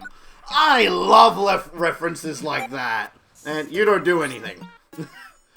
Healing tones are old news. Oh, healing tones are old news? Well, greet the new trend, Super Sounds of Awakening. Air passing through the inner chamber plays a high note that acts as acoustic refreshment. Wait, hang on, okay, we're halfway there. There's so much treasure. When I said I'd do this, I didn't expect there to be a lot of treasure. Well, anyway, let's just continue. That acts as an acoustic refreshment. When I blow air into this rock, it makes the hair on my neck stick straight up. But if I blow a little bit harder, the sound becomes crackly and soft. It's so pathetic, I can't help but burst into a fit of giggles whenever I hear it. The sound this makes would wake even a deep sleeper like Nana. Shake a smile. Crying when you want to cry, laughing when you want to laugh. Acting on your very impulse without worrying about the consequences. To be a baby again. This treasure inflicts feelings of nostalgia that for the time and memories of the love and joy a baby can bring. This object rattles when you move it. It sounds quite similar to the frequency emitted by baby goods on my home planet. I imagine this would work in a pinch if you had a crying baby you needed to soothe. Reminds me of Nana. Amplified amplifier. Your voice is weak. It does not carry. No one notices you. If this is true, then this is the item for you. Starting today, you're a gym teacher and you'll never be ignored again. That is is that the exact same sales pitch from the ship from Pikmin 2? Sholmes? What are you doing there? I wasn't surprised to discover this had been inside a groovy Longlegs deep underground. It certainly gives off the same vibes as a creature made of inorganic and organic materials. On a separate note, every time I look at it, I want to dance. That's something different from the amplified amplifier. So fun to jumping down on it. And now for the Grand Adventures series. Double Dragon-Eyed Scope. This massive scope allows two viewers to stand side by side and see far into the distance. As if there wasn't enough impressive enough, it looks as if its design was based on dragon eyes. It's just the thing for a couple of adventurous explorers who hate taking turns. It's reminiscent of a telescope I had when I was a kid. My father and I would stare up at the skies together and talk about our discoveries. That telescope nurtured my adventurous spirit. I love to meet the adventurer who peeked into these lenses. When I looked through it from the bigger end, everything seemed tiny. I feel like a giant. Temporal mechanism. Oh, it's no longer the Nintendo Watch. This piece of technology doesn't work. Oh yeah, it's broken. So there's no way to confirm it, but I believe in my heart of hearts, that it is part of a time machine. A foolish belief maybe, but I have faith that the future holds many great things, and it is simply a sign of what's to come. I was enchanted by the longer needle as it spun around and around, and completely lost track of time. This object doesn't strike me as otherworldly, but whenever I look at it, I can feel the space-time continuum bending around me. The long stick ticks along a lot faster than a shorter one. If I had to pick, I'd choose the laid-back one. Director of Destiny. This astounding device indicates which direction fate is flowing. By reading the magnetic fields found on this planet and living organisms alike, it could read one's future. The science is too complex to explain. Whether you go north or south, do heed its guidance. The arrow-like object floating in the center appears to move around at will, but it's actually always pointing in the same direction. It could be trying to point me toward my destiny, but I'd rather figure that out on my own. Could be useful for food storage. I just need to figure out how to open it. Detective's Truth Seeker. Detective's Truth Seeker. Surely this powerful viewing device was used by a brilliant professor trying to catch a glimpse of the truth hiding in the most fundamental level of the universe. But when they looked through here, did they find the truth? And did the truth look bigger? And did the truth look bigger and a bit out of focus?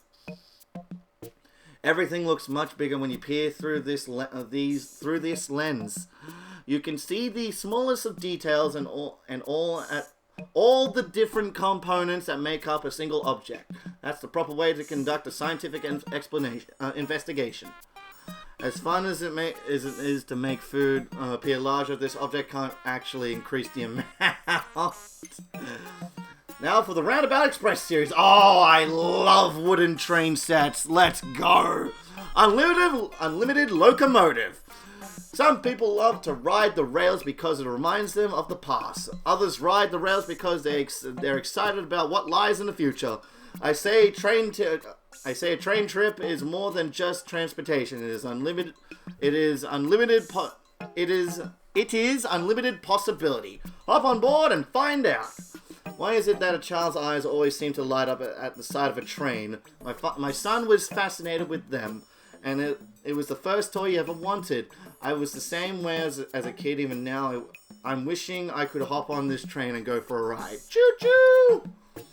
Very difficult and very uncomfortable to ride. Screw you, Louie! That train looks cool. Middle management tank car. This tank car works hard. It carries heavy and difficult to handle loads. Yes, it is pulled along by its superior, but it does a vital job connecting that leader to the cars behind it. It may be the middle management of rail cars, but there's nothing to be ashamed of.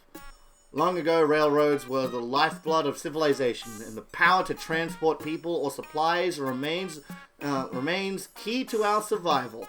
Someone's got to move the fuel, right? I like to think our company plays a similar role in space.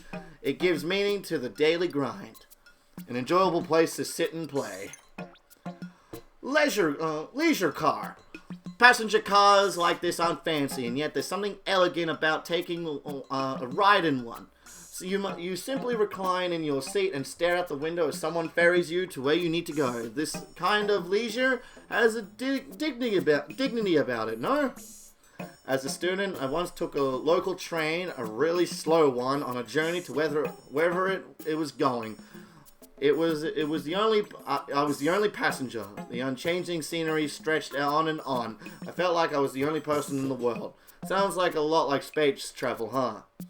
Place your order on the right and pick it up on the left window. Beware, service is slow.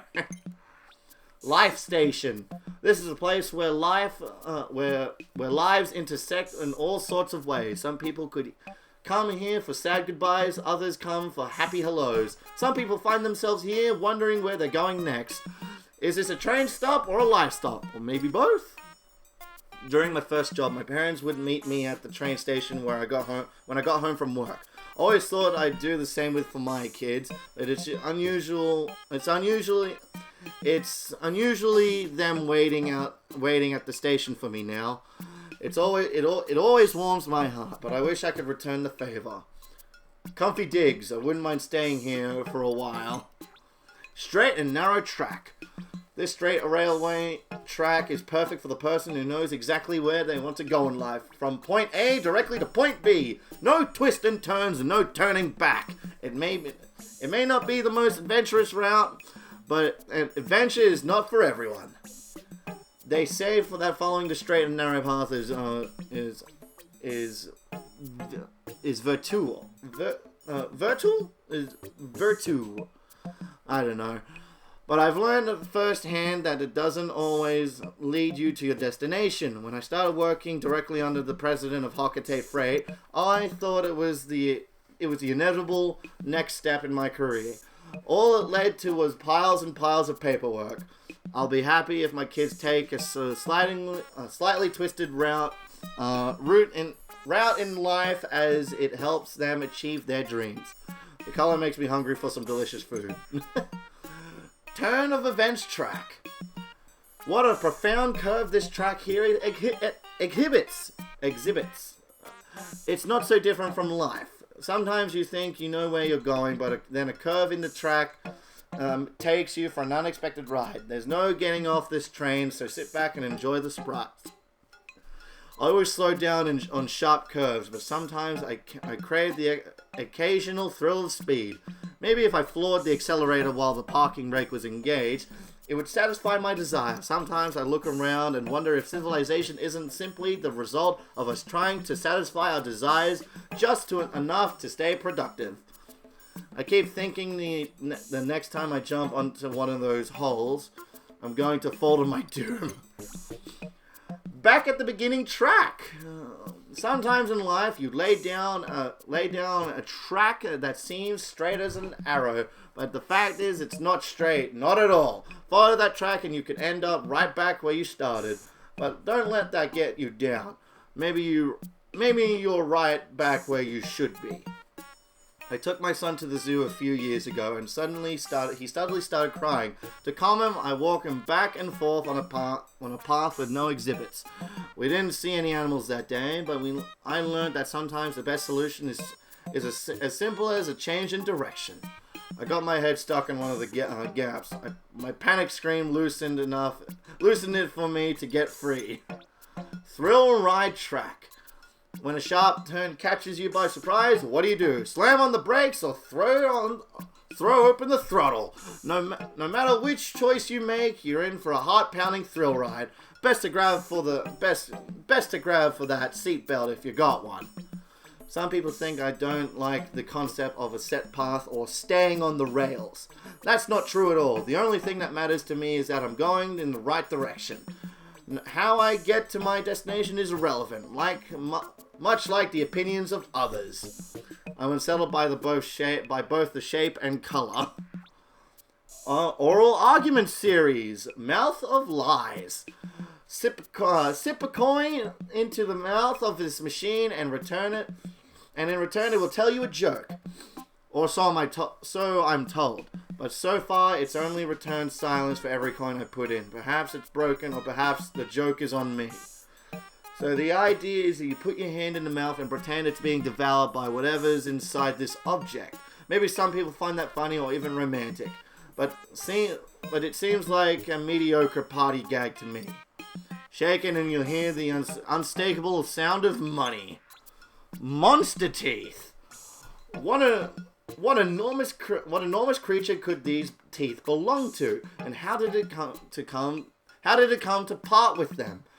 The mind reels to imagine it all. Though we do know, the straightness and whiteness of the teeth suggests it had access to excellent dental care.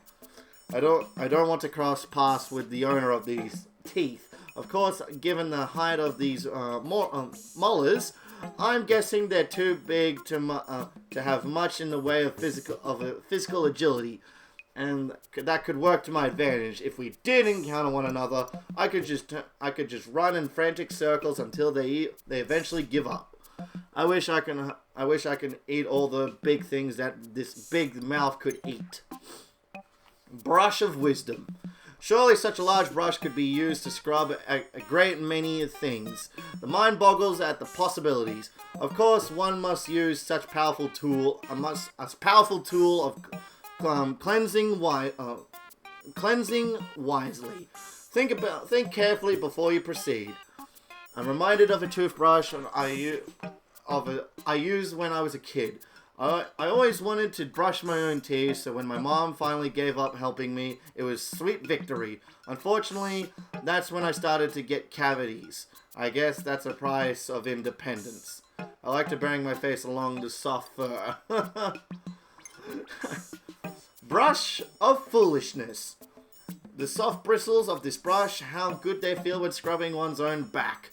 But how easy it is to lose yourself in the feeling. As they say, too much of a good thing is a bad thing. Don't be fooled by brushing this vice. Know when enough is enough. Brushing a child's teeth for them is hard work, made worse by the fact they're oblivious to the perils of tooth decay. I stopped brushing our kids' teeth for a time so they can learn for themselves, but the idea did not go over too well with my wife. There's something soothing about the way it smells. Ugh. False lollipop. What a surprise it is to find that this lollipop offers no flavor at all. The odd protuberance is neither sweet nor savory, and yet, mysteriously, it lures one into sucking on it. Even more surprising, once you have a taste of the flavorless lollipop, you are almost certain to feel so soothed that hours fly by in a satisfied haze. I look at this and I'm instantly overcome by thoughts of my mother and all the mothers out there. They represent the power of nature itself, cocooning the universe in love and fortifying it with their strength since the dawn of time. Gave it a whiff, and all I got was a nose full of nostalgia. Maternal sculpture. This shape, it was once familiar and so comforting. And also comforting. Surely the sculpture was erected to remind us that a mother's love is universal. This shape resembles a mammalian appendage, but I have no idea what it actually does. It's dripping with what can only be described as beast drool. I'm hesitant to touch it, but I've got a duty, and maybe it won't be so bad if I close my eyes. This reminds me of my nana. She used to feed me milk from this kind of thing. The bathing pool. This bathing apparatus is sure to be the envy of all who see it. Though primarily used for delightfully refreshing cold plunges, it can also hold hot water if it's delivered. True, the edges are slippery, but once you're in, it offers hours of carefree splashing. The bathtub we have at home is much smaller. If we had one like this, we could use it as a hot tub and relax together as a family. Then again, it's hard to unwind when surrounded by excited children, especially ones who like to splash in your face. Perfect for catching critters big and small. Just leave a little bait in there and see what happens. Assembled Courage Series. Think Tank Combo Bot. Look at this robot. It was made to command, to lead, the greatness in its eyes and its horns. But how can one be a great leader, robot or otherwise, without followers? Likewise, what is a head without a body? Important questions for all of us to ask. I was in awe of modular robots when I was growing up. Their great strength and abilities impressed me to my core. I doubt anyone's ever admired me in such a way, but maybe that's not so bad. I find great satisfaction in being respected as an equal. The rotating action will work great for mincing garlic. Next is Combo Bot. The very heart of the robot. It all comes together right here. Separate parts joined to become one. Voila! Voila. I love that. A team is born. It takes determination and drive to pull everyone together, but that's what the heart of the team does, and that's how victory is won. Once I get started on something, I'm the type that can't help but keep piling on more and more for myself to do. If that's considered hard work, then I guess I like hard work. The only problem is that the result of hard work isn't always good work. I wonder how much this would sell if reassembled. Fist Force Combo Bot. Look at this robo arm. It's ready to seize victory in its steely fist. It fires at its enemies not out of anger but out of necessity. It does what must be done and never flinches from that duty. Yes, that's what a valor looks like, and that's a good look indeed. It's crucial to believe that you are capable of success. But just because you believe it doesn't guarantee it will happen. Then again, if you don't believe it, you're unlikely to succeed at all. That's why you have to clench your fist and remain strong in the face of every challenge. For me, the ultimate success will be returning home to my family. I believe I can. Perfect for tenderizing meat. Peacemaker Combo Bot. If the right arm is all about valor and valor and victory, the left arm is about love and peace. You can say that while one hand throws a punch, the other reaches out for a handshake. This symmetry is important.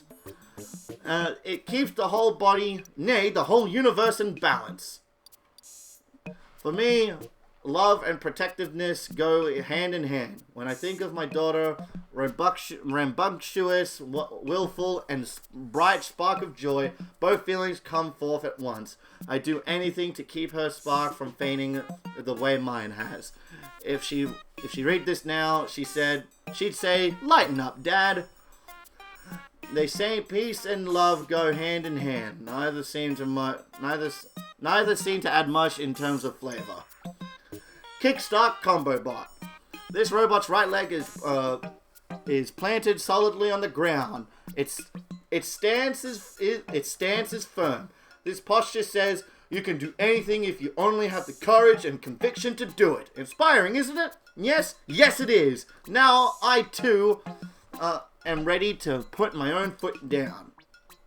Legs are some of the most important parts of any living organism. Not only are they used for walking and running, but that movement helps circulate blood throughout the body.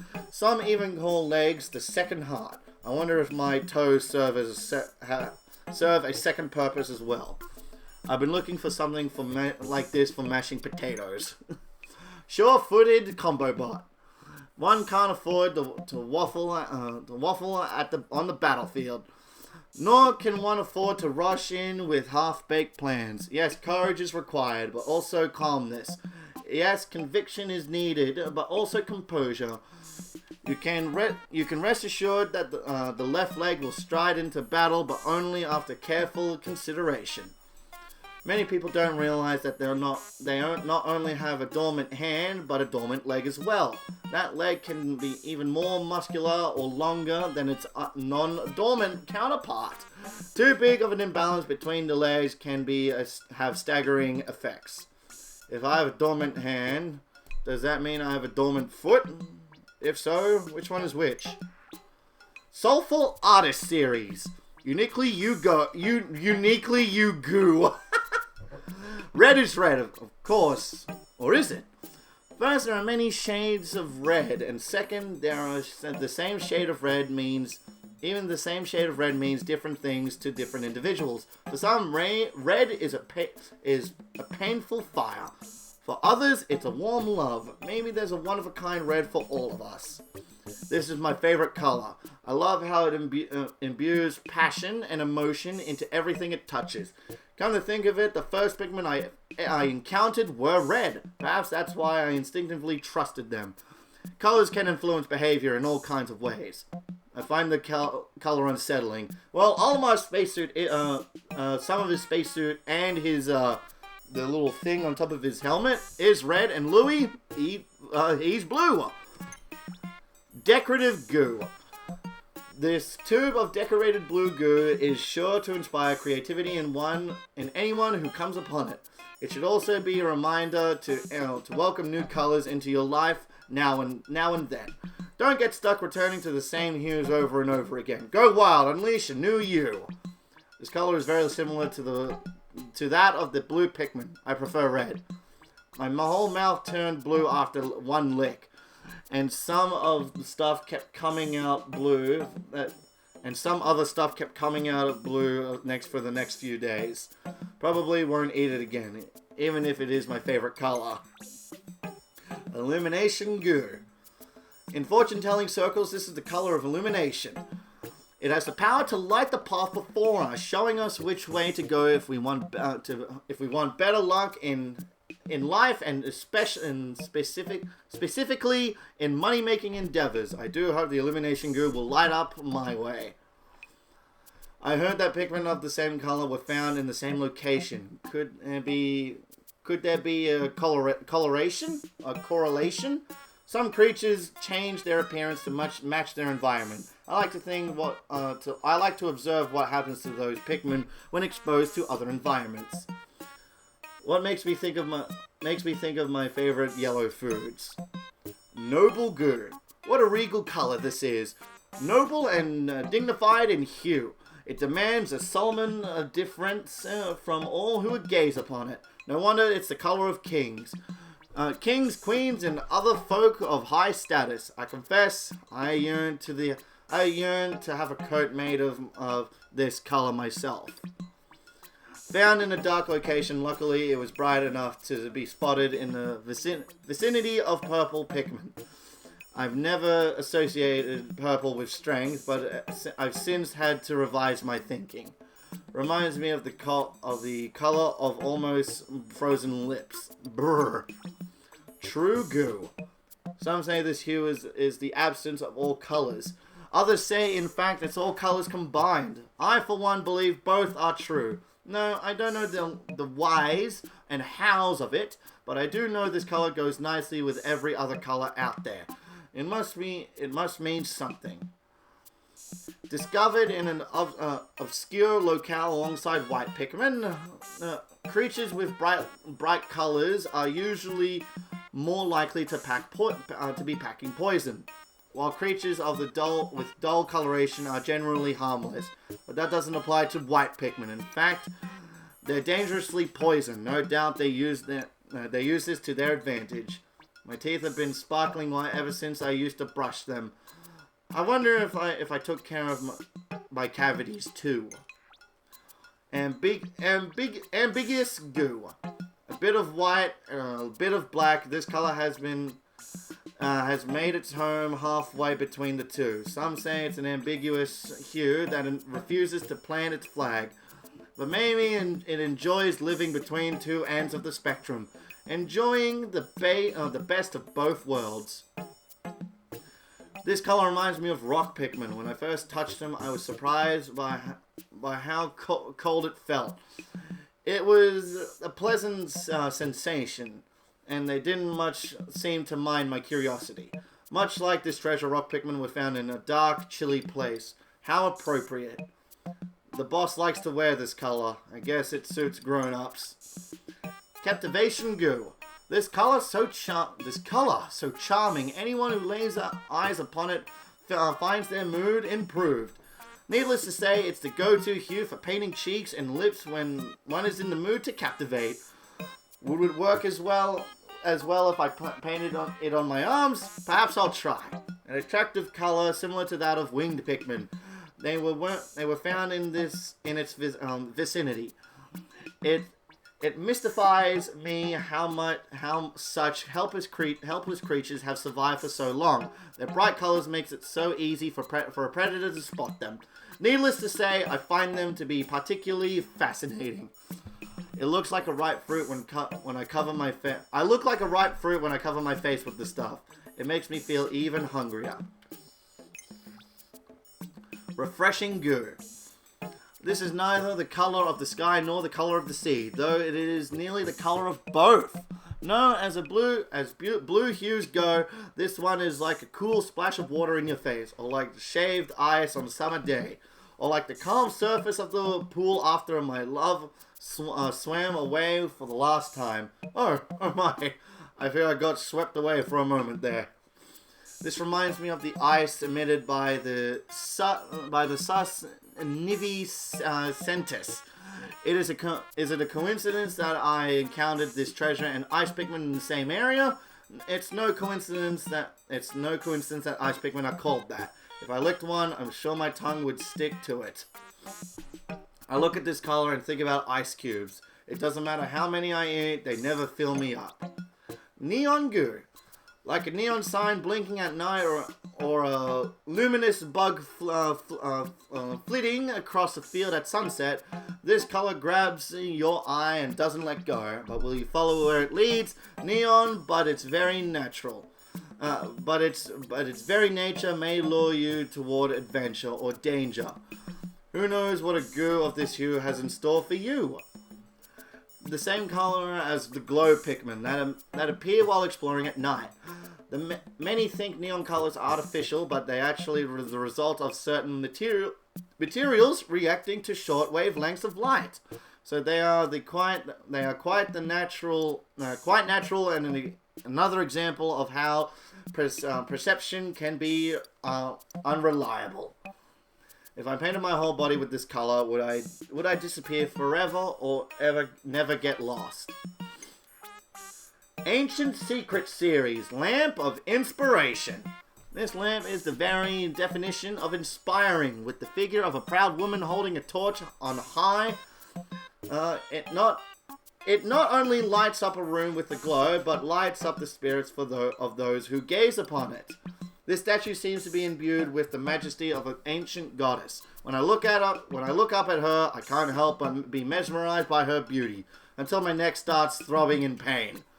The right hand is holding a generous serving of soft serve ice cream, chocolate if I had to guess. Beckoning mannequin. This charming creature beckons to all who pass by. Come to me, it says. I'm too adorable to resist. Decorated with opulent flourishes. It seems to promise not just friendship, but good fortune as well. While looking at this statue, I found myself smiling and petting its head for a no discriminable reason. It must possess a magical ability to captivate people and convince them to do its bidding. How could something so devious and manipulative be so cute? I'm already getting all I'm getting are greedy vibes. Ancient statue head. On Hocate, the ancient statue head is almost as popular as the gyroid bus. With her cool goggles and dramatic personality, this statue oozes a mysterious aura, so the competition between the two makes sense. But what's even more mysterious is this figure's missing body. This looks like a figurine my son learned in school. I've always wondered why she wears goggles.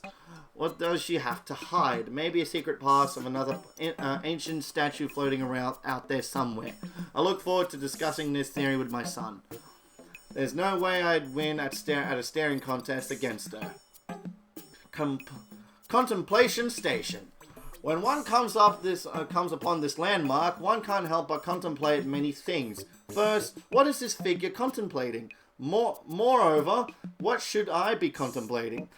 Open your mind to the big questions like these, and you're sure to contemplate great things. Could I be related to the person who modeled for this statue? While examining it earlier, I found myself striking the same pose without even realizing it. If we do share the same genes, how did they end up on this side of the space? Deciding what to eat next is quadary that will forever thwart the mind. As soon as it is resolved, it begins anew. Unfinished statue. Many have wondered what this statue would have looked like if the artist had completed the work. Would the arms have been folded, held straight out? Might wings have been carved where arms belong? If only the artist hadn't stopped in such a crucial juncture.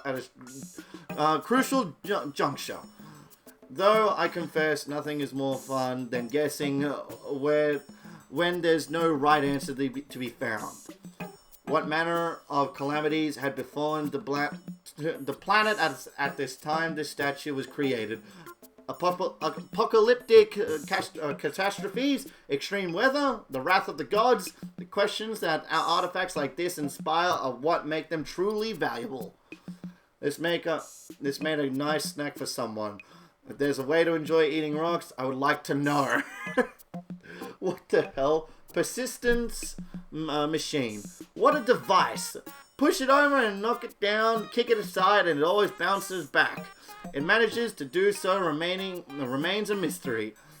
But if ever you're feeling discouraged, give this machine a shove and rejoice in its return to being upright. It may inspire you to do the same. I've never been the type to give up. No matter how many times I fall, I always get back up. At first, I thought it could be I could practice alongside this machine, but its stubby body reminds me too much of the president. One glance at it, and I lose all motivation to continue. The shape itself is familiar. That's it. Oh. Giant's fossil. This fossil is all that remains of a heroic giant from ancient times.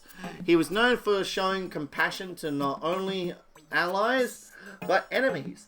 As we contemplate his revered visage, we should let his past benevolence act as a guide for our own behavior today.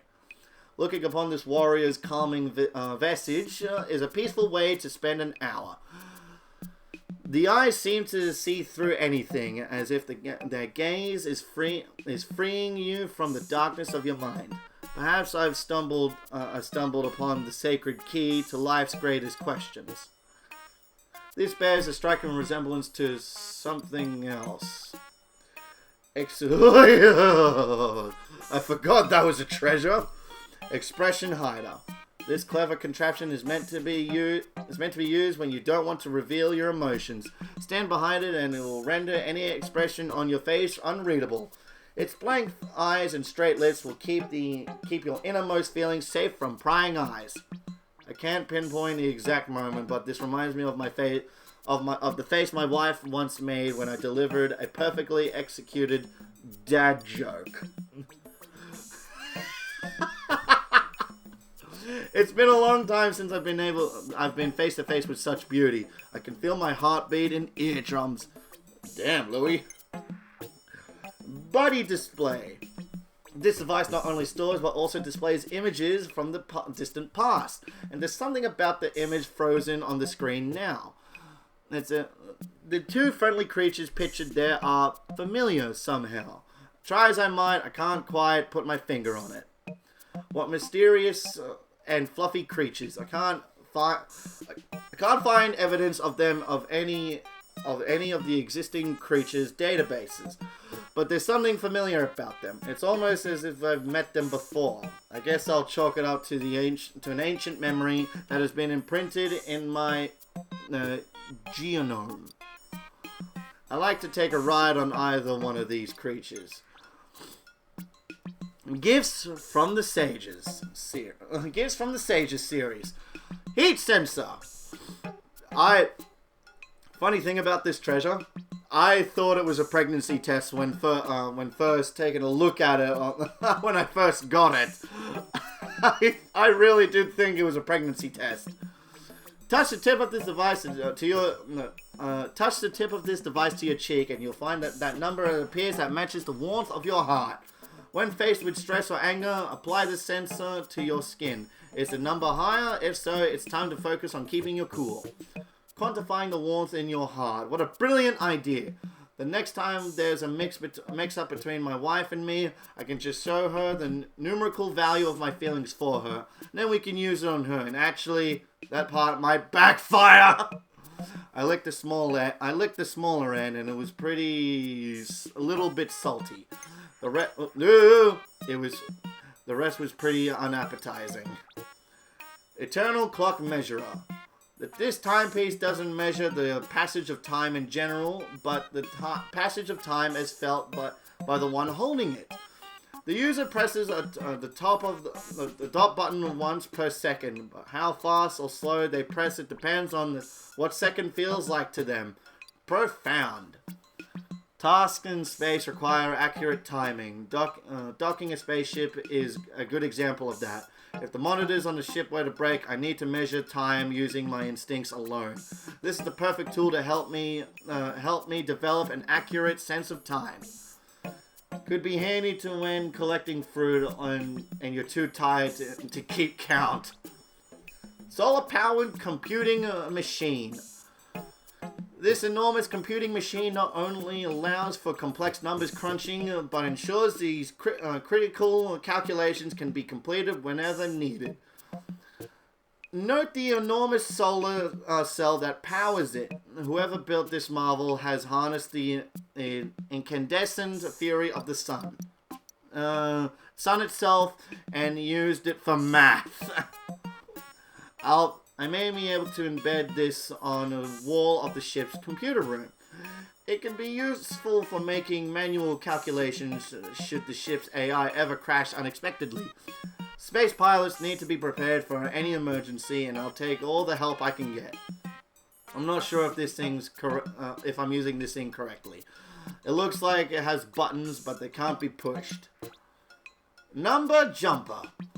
This clever exercise machine combines the joy of doing math with the thrill of physical exertion. When performing complex math tasks, simply jump from key to key to key. I dare say finding solutions to math problems has never been so fun. This is an extremely sturdy calculator. I've never thought sturdiness was a necessary quality for a calculator, but I do recall my wife recalculating our monthly budgets multiple times after shopping trips with extreme vigor. And the calculators I've used for both life and work do have the tendency to get thrown around. I guess the craftsman on this planet had the right idea. It's a nice place to lay and think about the day. The adjustable pads mold to your shape, to your body shape. Paleontology series. Octoplus. Alien invasion? No, it's just an octopus. Or is it? There's something quite strange about this one. Could it be a new species, perhaps? Well, whatever this thing is, the way its adorable beady eyes stare unblinkingly at me, I'm almost certain it is communicating telepathically with me. A strange life form that mimics an octopus. We've discovered other creatures that use mimicry, but in this case, it's fairly unconceiving. I'm not even sure it is a life form. I intend to dissect it to investigate further. But we'll try one tiny bite. The head and tails have the same flavor and texture. Tastes like a fish. Mystery squish fish. What a mysterious new species of fish. Its body is transparent, and yet inside is full of a black liquid. Nah, that's just soy sauce. Give it a good squeeze, and this liquid squishes right out. The liquid is tasty, although quite salty, to be honest. Surely that must mean it comes from the sea. It's disturbing to see a mouth that can be removed like a cap. If it were reattached improperly, would the body fluid simply pour right out? I remember when a supposedly airtight container of mine once failed, my bag smelled like an onion soup for a week. Just one splash of this creature's liquefied innards improves the flavor of any dish. I'll never leave home without it. Nutolit shell. Nutolit shell. I'm just going to say that. This is the fossil of an ancient sea creature. Sure, it looks nothing but a brown blob from above, but flip it right over and surprise! It sparkles like a gem lit from the inside. The iridescent patterns reminds of a world-dwelling newt found on my home planet. A fossil excavated at the beach. From its shape, I can deduce that this was cast by an aquatic creature. but that could indicate that the current site of the beach was once the ocean floor. It only took one bite of charred space newt to straighten Nana's bad back. I wonder what medicinal properties this might have. Slipper bug fossil.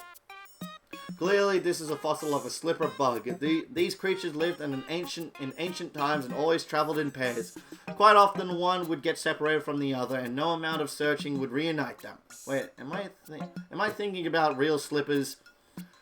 Discovered along a mountain stream, its shape reminds me of a type of footwear I use for moving through shallow waters. Perhaps this creature mimicked the shoe prints of this planet's inhabitants as a way to hide in plain sight and steal their food. An excellent tool for mashing and grating fruit. Point of Honor series. Relentless spear.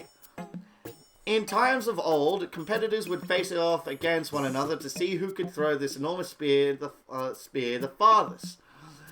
It was said that the only way to take the winner's spot was to train as relentlessly as the spear flies.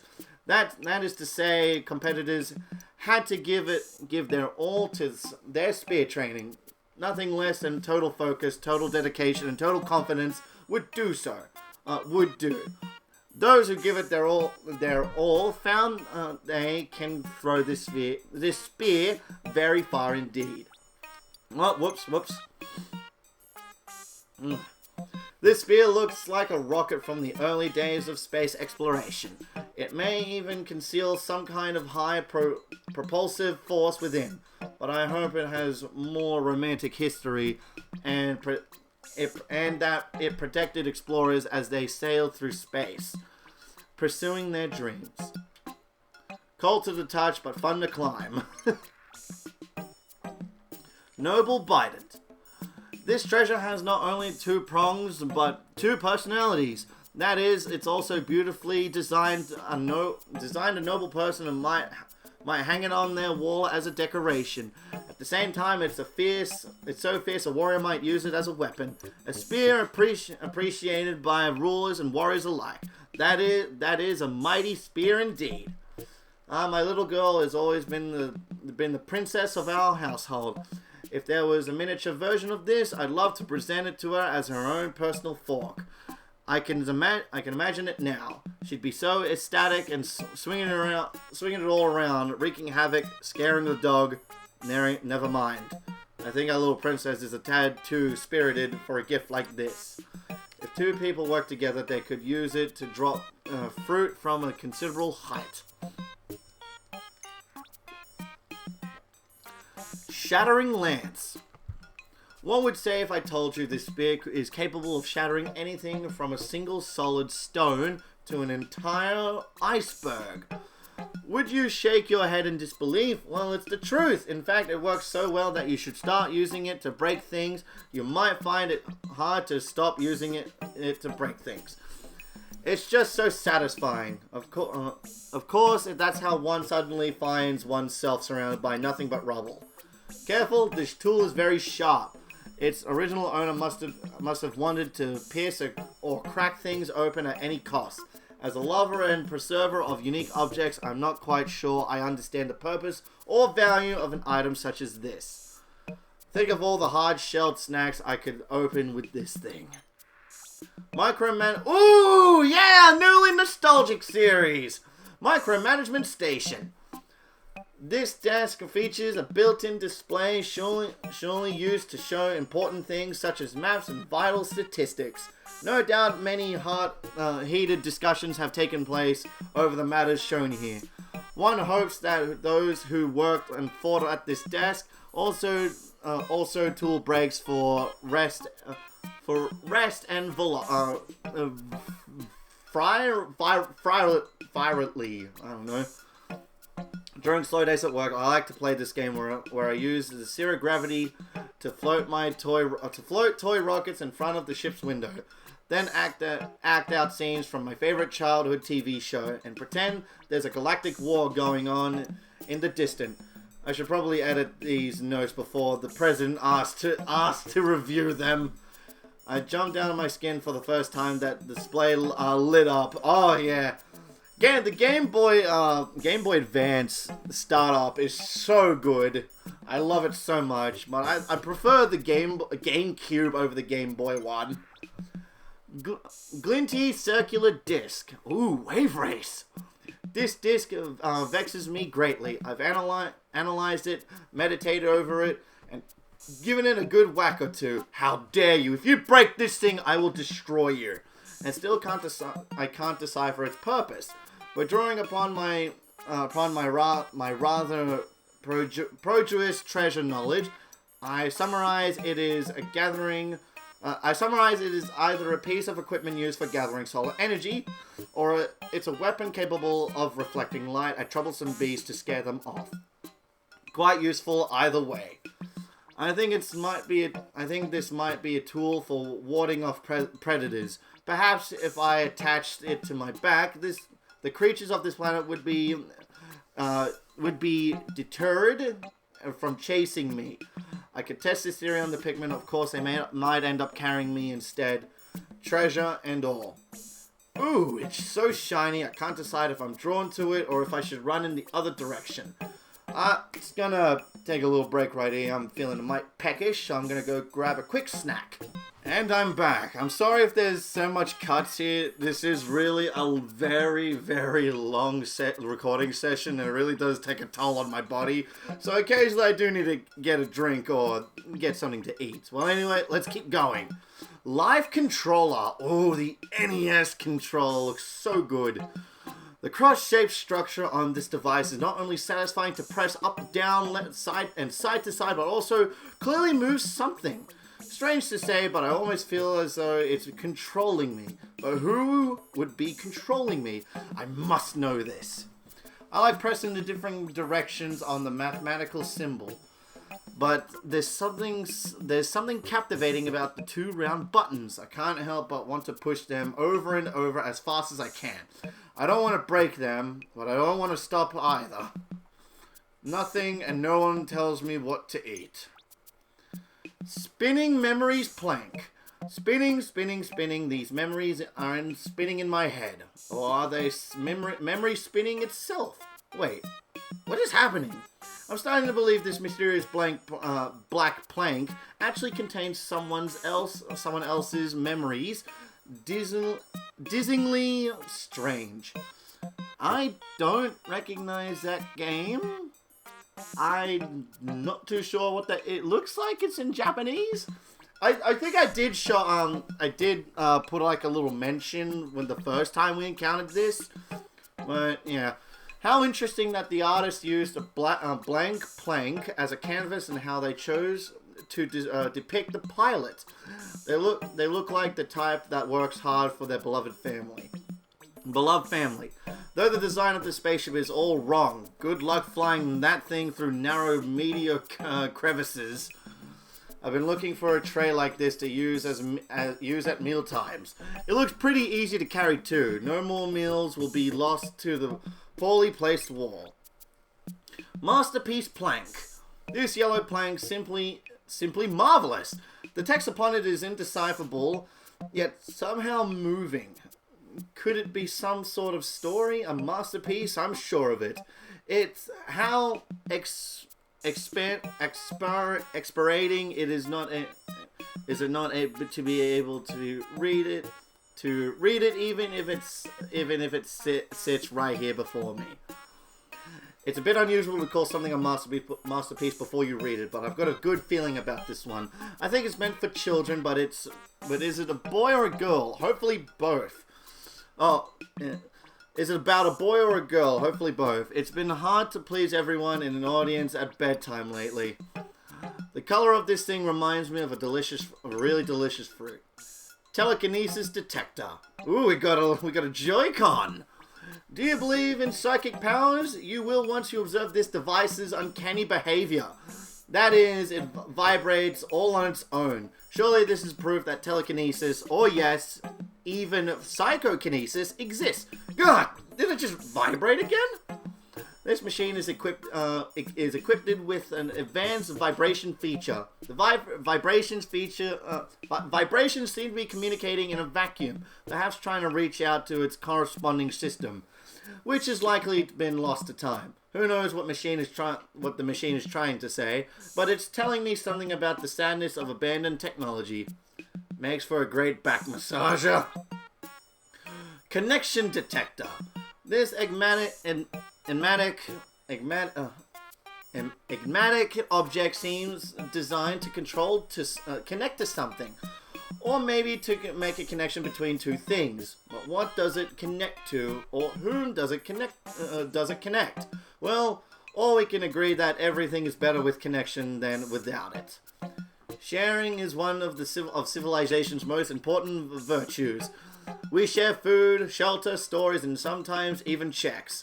I can only hope this belief is also held by the president of our company. I like him to share in the form of a holiday bonus this year. Look at all those buttons and that rotating nub thing. I'm not letting anyone else touch this. It's mine. Creativity conduit. Can you feel it? This creative energy that flows through this object is undeniable. The color and the curvature, the smoothness to the touch. They light up the right side of the brain, the side that governs the arts. Infinite imagined possibilities await.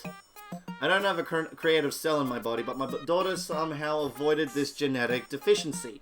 When she's drawing, she becomes so absorbed by her art, it's as if she can't hear a word I say. Now she's trying to just ignoring me. I have no idea if what she draws is any good, but the ability to focus on something so deeply is talent enough. Either way, her future is bright. There's a ball inside the thing for some reason. Take it out and you can't roll it anymore. Stone of Advancement. We got a Game Boy Advance SP right here. Notice how resplendent the blue of this slab is. It's called cobalt blue. The pigment is extracted from an ore renowned for honing one's intuition, intelligence, and reflexes. Yes, the more I gaze upon it, the more advanced I feel myself become. I never really seen it, but advancement, and it's the Game Boy Advance. I'm so slow. Space is a funny place. You can be using the latest in galaxy navigation technology and still find yourself lost in space in a sea of space trash. But that's life, isn't it? If you want to advance, you've got to be flexible. So this also applies to settling martial disagreements. It opens and then it closes. It's pretty fun. Winged Freedom Sculpture. Beauty soars to new heights here. This magnificent sculpture captures the form of a white bird gliding through the air. But what does it mean? I say this isn't just a bird. This is about freedom. Just look at it. Just look at it. It is freedom itself. I sort of see the winged aspect, but mostly this reminds me of a model spaceship I played with as a kid. The overall design is perfect for transcending all kinds of atmospheric barriers. Plus, it also looks so cool. I see it has 2 rotating knobs, but it's unclear which one I should play with. Ultra Hyper Technology Series Dimension Converter. The technology built into these specs is incredible. To begin, there's a filter in each lens that alters the light at the quantum level. The dimensions are converted into the process, and things you couldn't see that were right in front of you are revealed. Eye-opening. What your eyes might see is not an exact representation of reality. We can only see one part of the world, within a narrow range of visible light. This magnificent device proves that theory. I'd love to show it to my kids one day. It would boggle their minds. These would enhance any video game experience. Soul Reverberator. The implications of this technology are quite frightening. Not only does it broadcast music played by a musician, but pieces of the musician's own soul. We always knew that they put their hearts and souls into their songs, but it takes it to a whole new level. I'm picky when it comes to music, but I'm fascinated by how a melody can perfectly capture a person's soul or even a specific feeling. I wonder what my song would be. I like to think it would sound bold and romantic and reflect my adventurous career. Maybe I should write it myself. I climbed on top of the knobs. The middle one is the most comfortable. Personal injury plank. This is the mode of transportation. You must stand on the trolley and kick the ground to propel yourself forward. You can also sit on the trolley and push yourself along with your hands. It's more thrilling than riding a typical trolley, but also a lot more work. The ability to stay balanced is critical to exploration and space travels. It is okay to lose your balance as long as you regain it right away. This tool is perfect for strengthening that skill. The only problem is that I can't get it to move forward when I'm on my back. Whee! So fun to ride. Don't see its specs. An incredible invention. These glasses will block out things you don't want to see while letting you see the things you do want to see. So many see. Is this a healthy way to view the world? I'm not sure it is, but I'm also not here to judge. These shutters make it difficult to see clearly ahead. I'm not sure why they would be found in a dark cave, and it's not as if they can be used as a proper hiding place. They remind me of playing hide and seek with my kids and pretending not to see them. Oddly difficult to see through. I have no idea what's in front of me. Nature's Candy Series. Love Nugget. I don't know what it is about this fruit, vegetable, whatever it is, but take one bite and your heart is sure to heat up. I know mine does. Is it love at first bite, or am I just imagining things? This tasty red snack isn't quite a fruit, but it doesn't seem like a vegetable either. I've analyzed it extensively, and whenever I think I've settled the matter, I discover something new that calls it all into question. This is why I'm not a scientist by trade. Exquisite balance of sweet and sour. The umami flavor almost doubles when cooked with meat. Crush Nugget. If a crush was a taste rather than a feeling, this fruit is where you'd go to experience it. The feeling starts small when you take that first bite and think, I'm not sure I like it. But when you take another bite and another, you only discover that you not only like this taste, but you've come to love it. Suddenly you have a full-blown food crush on your hands. Just remember, many things in life are an acquired taste, so be sure to keep an open mind. When I was a student, a girl at my class asked me to go shopping with her. It would have been rude to refuse, so I went. My friends kept hassling me, saying it was a date. It was so embarrassing, but come to think of it, my wife asked me out soon after. I wonder if she was jealous. Yummy, but not very filling. Anxious Sprout. This plant grows very fast, which makes it a joy to tend for garden enthusiasts. It also makes a great snack. Isn't it nice when the thing brings happiness to your life in more than one way? I say those are the sorts of things worth keeping around. This plant grows so fast it reminds me of my own children. One day they are little babies in my arms. The next day they sprouted up into fully fledged people. I have my wife to thank for that. She does so much while I'm so frequently away for work. These delights grow fast, but not faster than I can eat them. I'd be happy to prove it. Crew cut gourd. These gourds' selling point is the diversity of ways it can be eaten. Boil it, bake it, or fry it. It all works. Added bonus: when you stand on the end of the stem up, it looks like a fellow with a crew cut. I once saw a prototype of a spaceship shaped a lot like this. Unfortunately, it didn't fly straight. It just spun around in place. Examples like that are why I prefer a much traditional approach. Being original for the sake of originality is usually a waste of time. Stir fry over medium heat to get that melty inside and crunchy exterior. Child of the earth. This plant sucks up the good things out of the ground and grows it in, and it grows in and gets to get its lumpy round shape. No, I don't. It doesn't look at all exciting, but I suspect the nutritional value is quite high. During my expeditions, I found vegetables like this. I've never seen anything like them. This dark-dwelling vegetable stores all of its nutrients and nutritious energy in its roots. I think the name that's been given, the Child of the Earth, is very fitting. When left unattended, its leftovers will begin to sprout. I might try to bury it underground to see if it takes roots. Daughter of the Earth. This vegetable was tended to with the utmost care. Dotted on, you might say.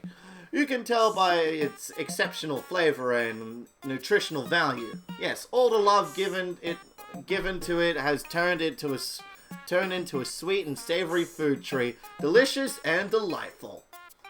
When my son was born, I was almost immediately worried about him, but it was different with my daughter.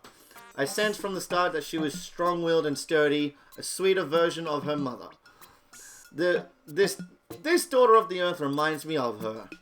Bake in a hot oven until you can pierce the middle with a fork. Slather with butter while still warm.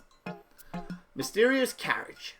I understand that ancient literature from this planet tells of a noble woman who used this fruit's ring as a carriage. Clever! Ooh, got some nice Cinderella vibes going here. Additional lore tells me of some sort of midnight deadline and missing footwear. Oh, so it is Cinderella. Literature is complicated. Large and the size is right for retrofitting into some sort of vehicle. Maybe a carriage. But then what do you do with all the goopy insides? Flippantly throw them out of the window as you roll away in your fancy new transport? Never. I am vehemently opposed to wasting food. Scope out the flesh and bake to a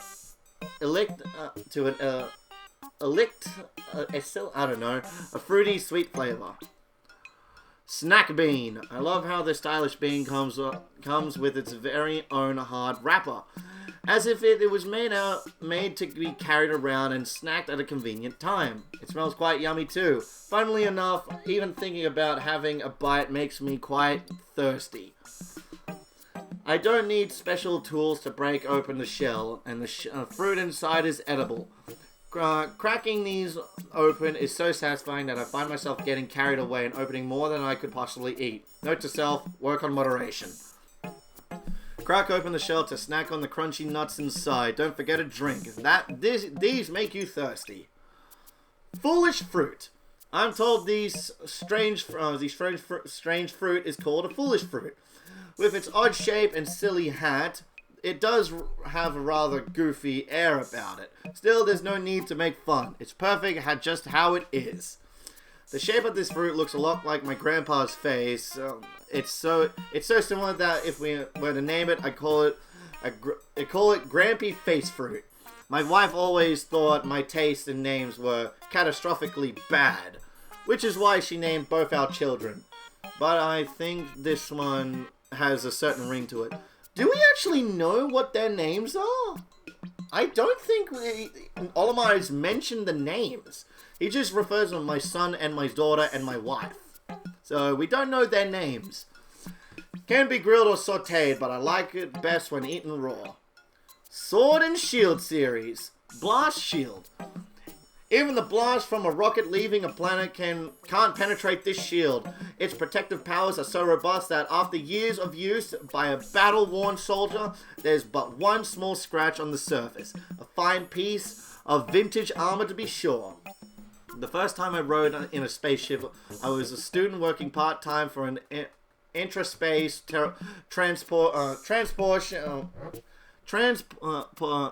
transportation company. The excitement I felt during the first launch was unforgettable. The iconic rocket engraved on the shield reminds me of that moment. Shimmers and sparkles in the sunlight, it's bewitching. Ring of Return shield. See how this shield is engraved with the image of a massive ringed planet? In ancient times, the ring was thought to be a curse that caused space travelers to forever end up right back where they begin. But nowadays, the ring has come to represent a joyful return home after a long journey. It was also customary to give this shield to someone you love in hopes it would bring them home to you safely. When I was little, I'd look at pictures of the planets and imagine that the rings around them were the roads you could travel on. Of course, once I got to space, I learned that those rings are actually made up of dust particles. I've never been so disappointed. A jelly donut on the verge of exploding. Satellite shield. Did you know that satellites are highly vulnerable to meteorites and other space debris? This shield was specially made for space workers who protected these vital pieces of tech from damage. If this shield can withstand a blow from a meteor, it can withstand anything. Someone told me that when a satellite is decommissioned, some of its lights will start to blink spontaneously as it falls through the atmosphere. It's likely a glitch, but I like to believe that the satellite's sending one last message before burning up into nothingness. Comfortable spot for taking a nap. Heroic shield. Emblazoned across this shield is the image of a hero beloved for leading the civilization into the stars. Soldiers who fought enemy life forms revere this figure the most. Needless to say, this shield is strong enough to be worthy of heroes old and new and old. The figure on this shield is wearing something quite similar to our spacesuits. That would mean these living beings must have looked something like us. I wonder who they were and what their faces looked like. Could they have been our ancestors who migrated through space to our planet long ago? The mouth is huge and trying to eat something. Floating cookies, I think. Shooting star shield. To be a great warrior, one must be able to withstand not just one attack, but attack after attack. This small but powerful shield is designed to protect its owner from an onslaught of blows that land like a shower of shooting stars. Endurance is strength. I often encounter comets and meteors on the job, and collisions are bound to happen. I once had to make a crash landing for that very reason. I look back on those events as unexpected adventures, but at the time, they were pretty harrowing. Could have been easily mistaken for some kind of jewel and sold for a hefty sum. I like to find more of these. Heart Sword.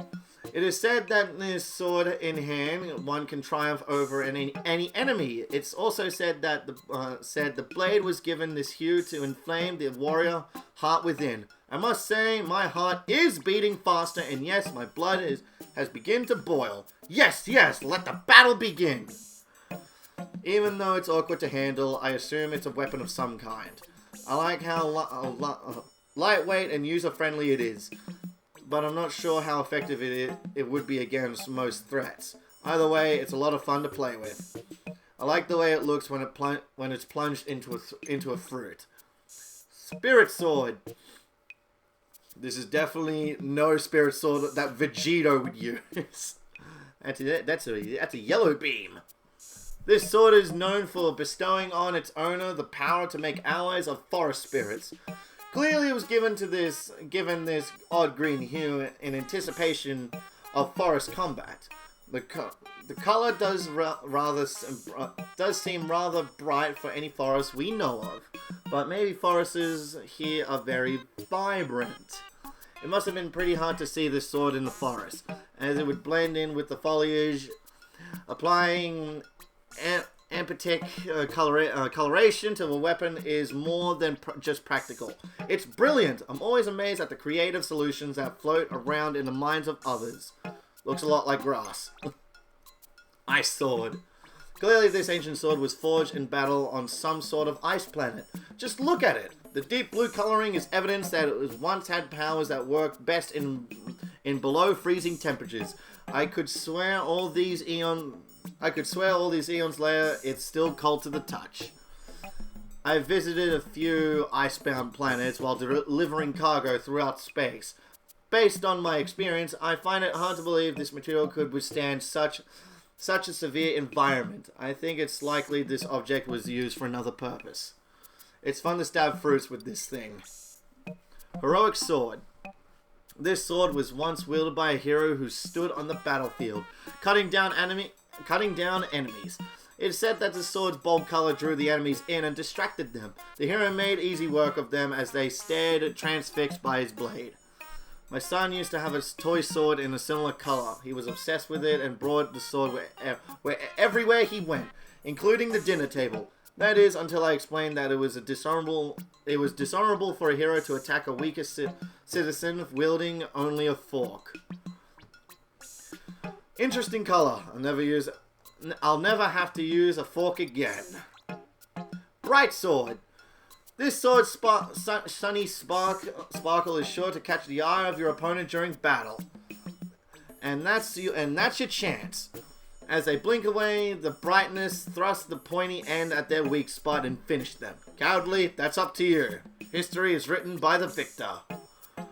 With all these different colored swords, I assume that the armies on this planet color-coded their troops. An entire unit with matching weapons and uniforms would have been a sight to behold. I'm sure this color especially stood out. When a shaft of sunlight hits the handle just so, its beauty overwhelms me. It's like I've been transported into a painting. Toys of Giants series. Unfloatable boat.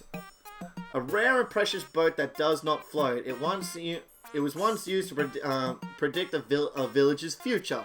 If by some miracle the boat remained slightly buoyant in water, it meant that the village had the approval of the gods. Sadly, the boat's shoddy construction makes that seem like a rather unlikely outcome. They say it's possible to float this unfloatable boat with the help of divine intervention. That sounds a lot like luck to me. I've had my fair share of bad luck, but at least I've been fortunate enough to survive. Anyhow, my chances don't look good.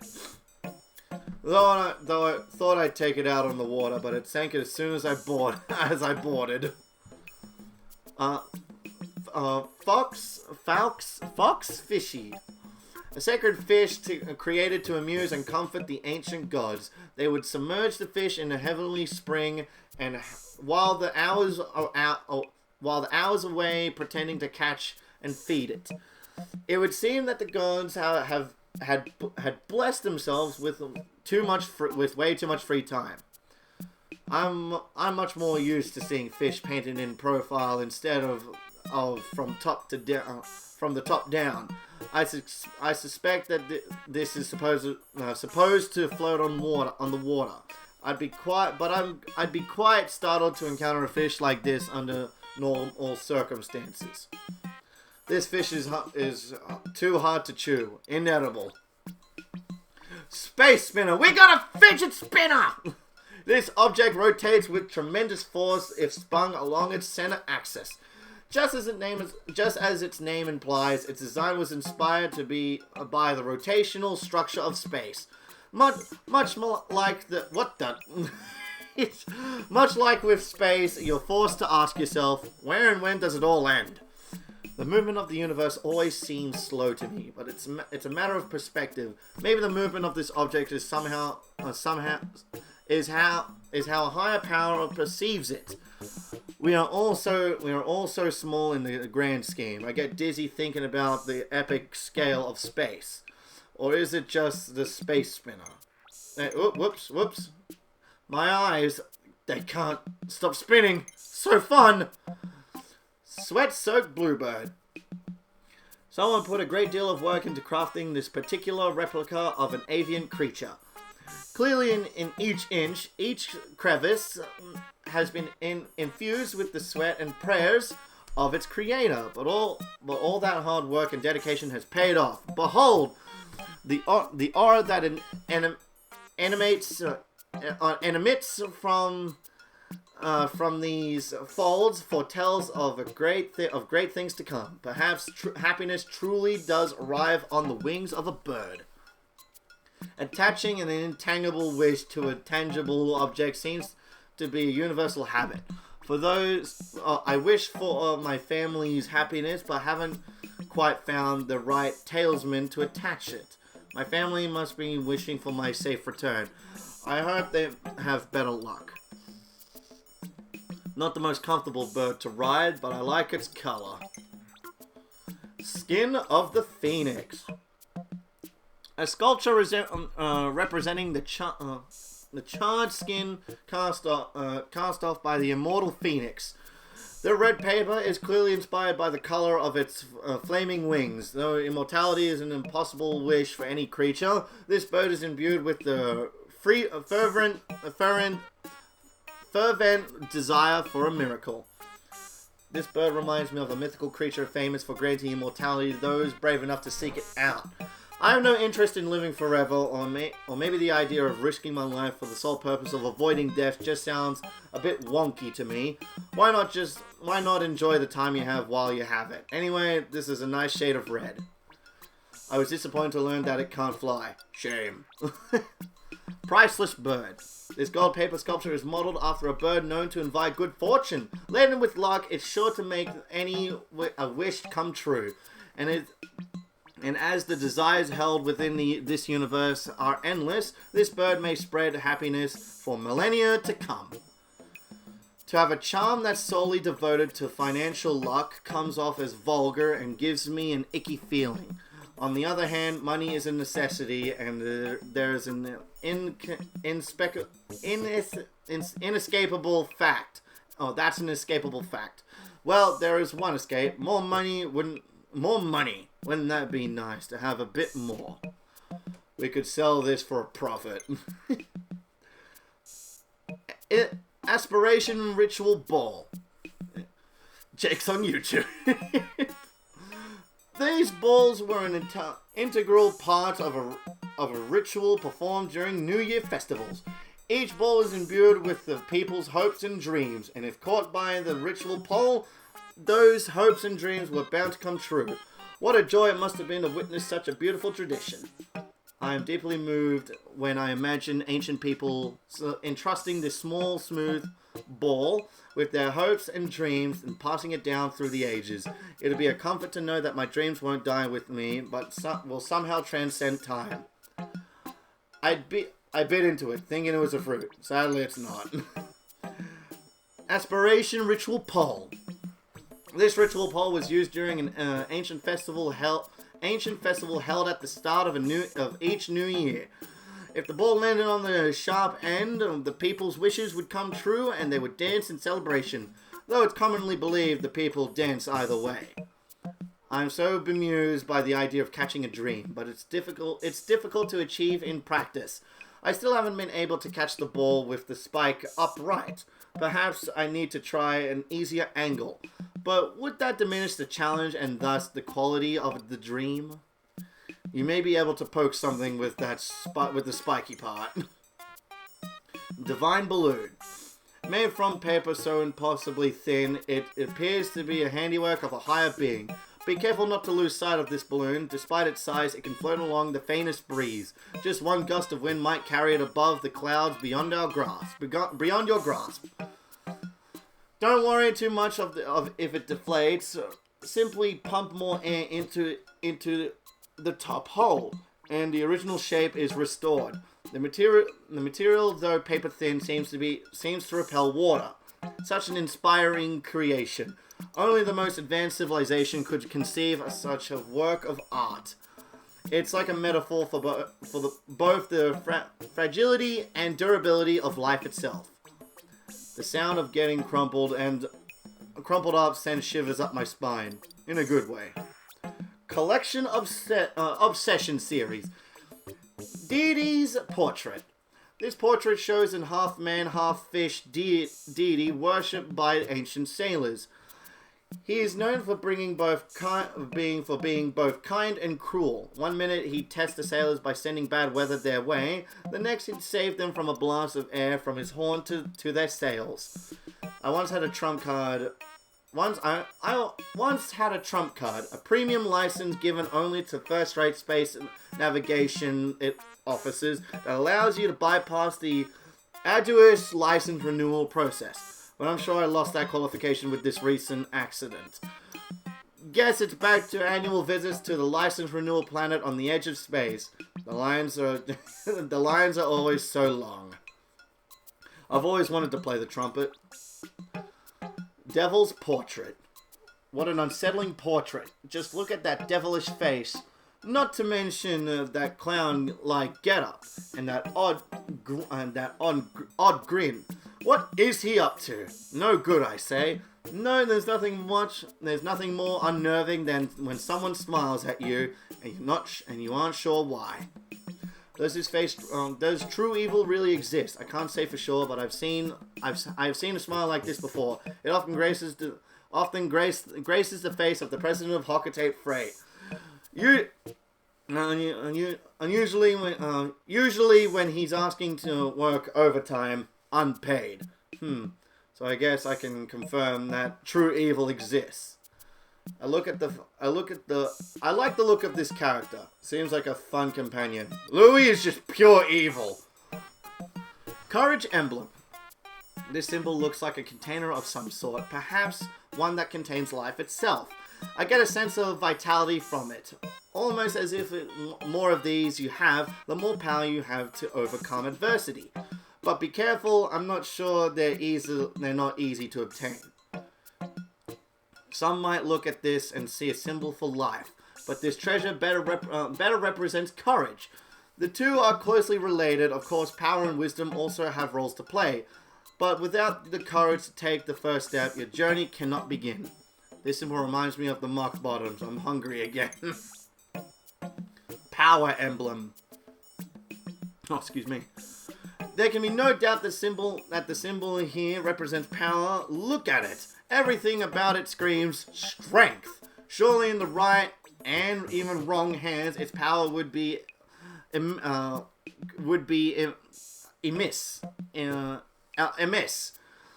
Perhaps it's best not to approach it unless you have to. There's a physical power and there's mental power. Anyone who's witnessed an argument between me and my wife could easily see who's quicker on their feet in the heat of the moment. That doesn't bother me so much. I just wish I had the same fortitude and wit to stand up to the president. All I see are empty plates. In need of some food. Wisdom Emblem Series. I feel certain that the shape seen here represents wisdom. Just look at its arching symmetry. It is elegant but not ostentatious. Complex but not overly ornate. It brings to mind scholars with noses in books and scientists working toward conclusions. Possessing wisdom isn't always a good thing. Sure, you can examine a subject from multiple angles, but you can also get stuck in a maze of thoughts. I am envious of people who can just act on instinct without overthinking every last detail. Let's see. I don't, maybe. Works well with a makeshift fan and even features a picture of a salad. Also fans my appetite. Love emblem. Look at these symbols all lined up. I feel my heart beat quicken, and yes, I feel this rush of warmth that must be love. This kind of love says, cherish all things, love yourself, love your enemies, love everything. It's a tall order, but I will try. If my travels through space and my time spent observing various life forms have taught me anything, it's that love can take many forms. Some creatures get the nutrition they need to grow their eggs by eating their mates. But that's an extreme example. I have a lot of sweet fruits that look like this one shown here. Money emblem. My mind wanders to dark places when I look at this symbol. All I see are gemstones, and ill-gotten gemstones at that. Perhaps they're stolen jewels, confiscated by police, and laid out like this as evidence. The stink of crime is in the air. The love I feel for my family and the passion I have for my work are so important to me. But so is money. Love and passion are all well and good, but you can't appreciate any of it if you go hungry, and you'll go hungry in this universe without money. A collection of jewels such as this would sell for a lot of cash. Work emblem. I don't know what it is about these symbols that puts me at ease, but they do. Might be a good idea to hang this sheet up at the workplace when the stress starts kicking in. Of course, without stress, how will I get my work done? Quite the conundrum, no? In my line of work, it's crucial to stay on top of your to-do list. When things are busy, it's easy to get sloppy and let things slide. But that's when consistency matters most. There's nothing like the rush of joyful relief when you feel when crossing off a task. Looks like a veritable garden of crunchy sandwich fillings. Gold nugget. What can I say that it hasn't been said 1,000 times before? Obviously, it's gorgeous, and oh, how it glitters. Still, it's not every day one gets to see a gold nugget of this size. Will the wonders of this strange planet ever cease? I certainly hope not. It appears to have the same composition of the gold on my planet. I've heard that some heavy elements like gold are created during rare collisions between neutron stars, but to think that the same element exists on a faraway planet reminds me space is so vast. When I say this, all I want is more. Long short totem. Oh, well now we're into the Hands of Fate series. Rolling this stone so that it lands on the specific symbol you want is no easy task. 12 sides is a lot of sides. Excuse me. Why even try? But when you do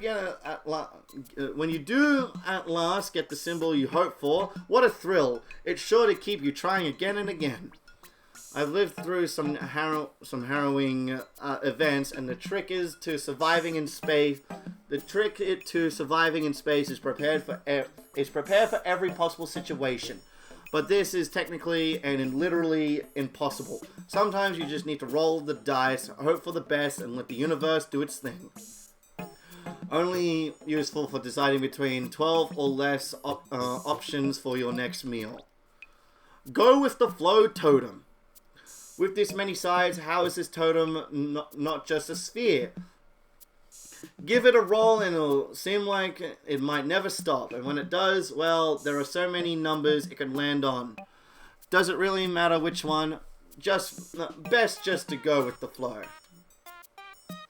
Having to choose one out of 20 possible scenarios during a voyage through space would be an object lesson in randomness and very unfortunate. On the minuscule chance it should ever occur, the only solution would be to throw up your hands and laugh. Fun to watch because it rolls so well. Chance totem. This mysterious stone is quite heavy, but once it's rolled, it's relentless in its pursuit of fate. 6 sides and 6 paths await you. Where the roll lands, so goes your life. Now, can you master the work of art that this is your fate? When I gaze upon the stone, I can feel my fate being forecasted. It must know what's going to happen to me. I'm sure that'll be hailed as a brilliant visionary and brave explorer when I return to Hocate. I'm not sure which is luckier, 1 or 6.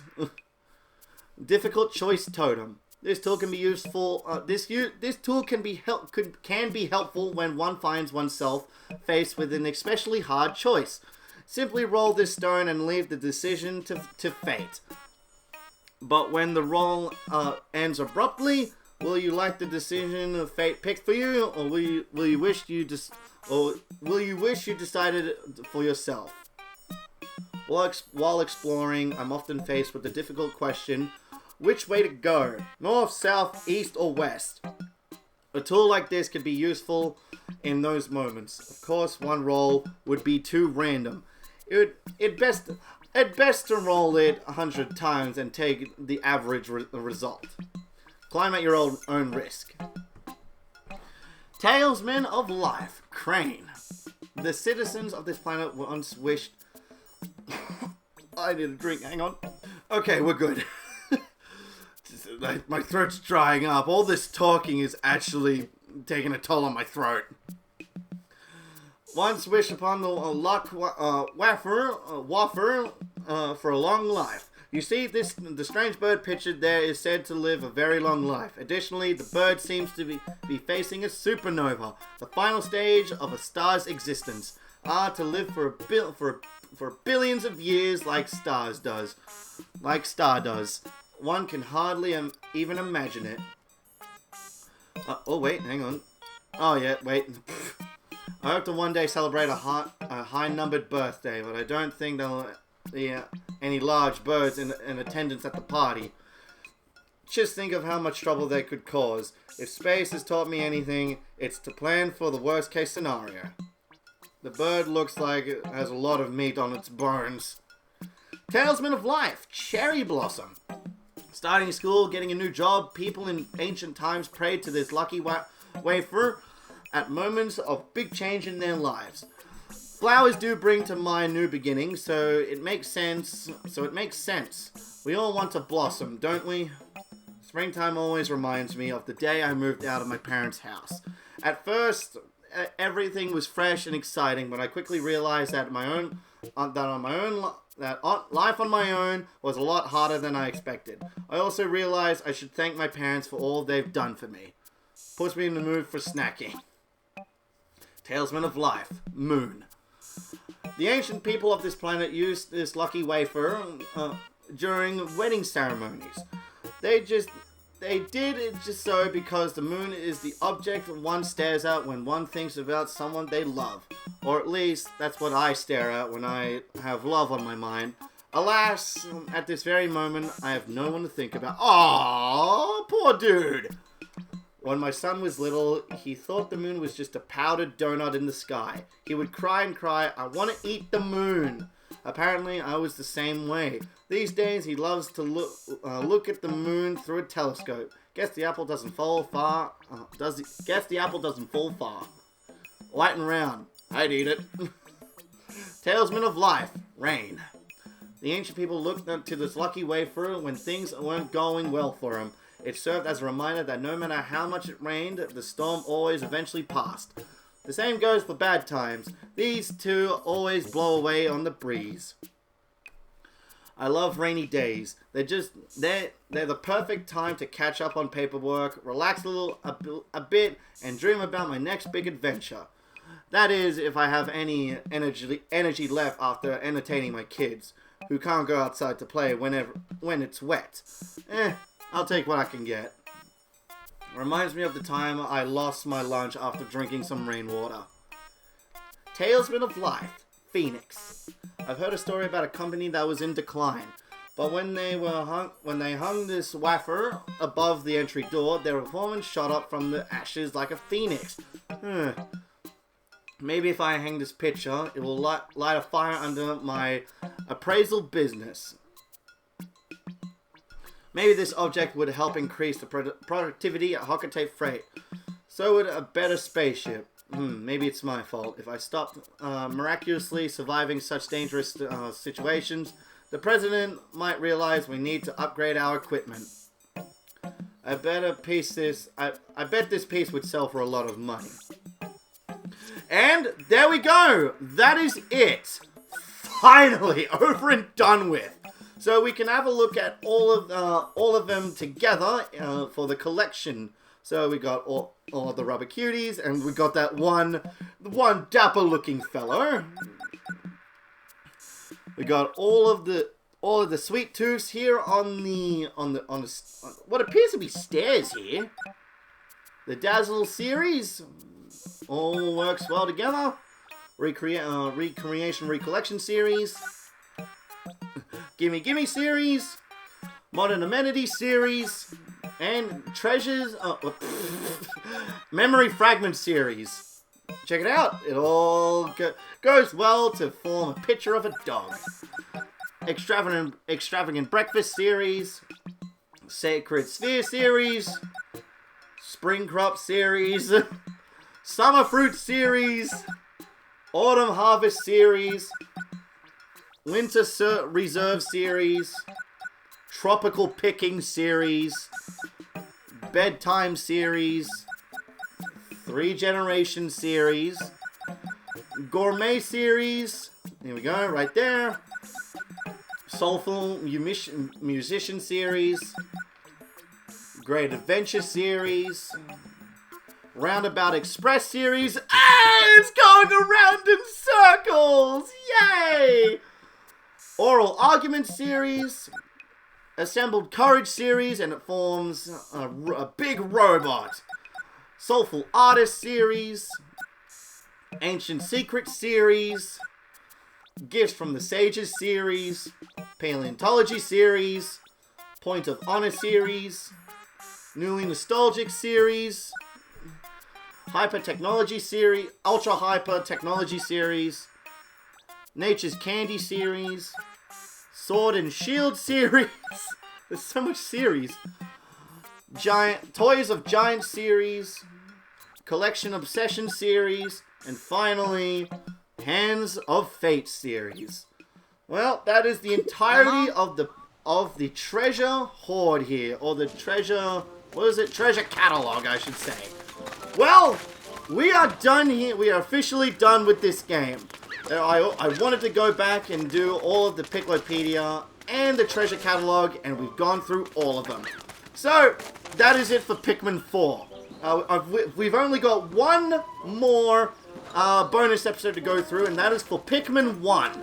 And then we move on to the next Let's Play series. So thank you guys so much for watching this, and I hope you all will have a good one.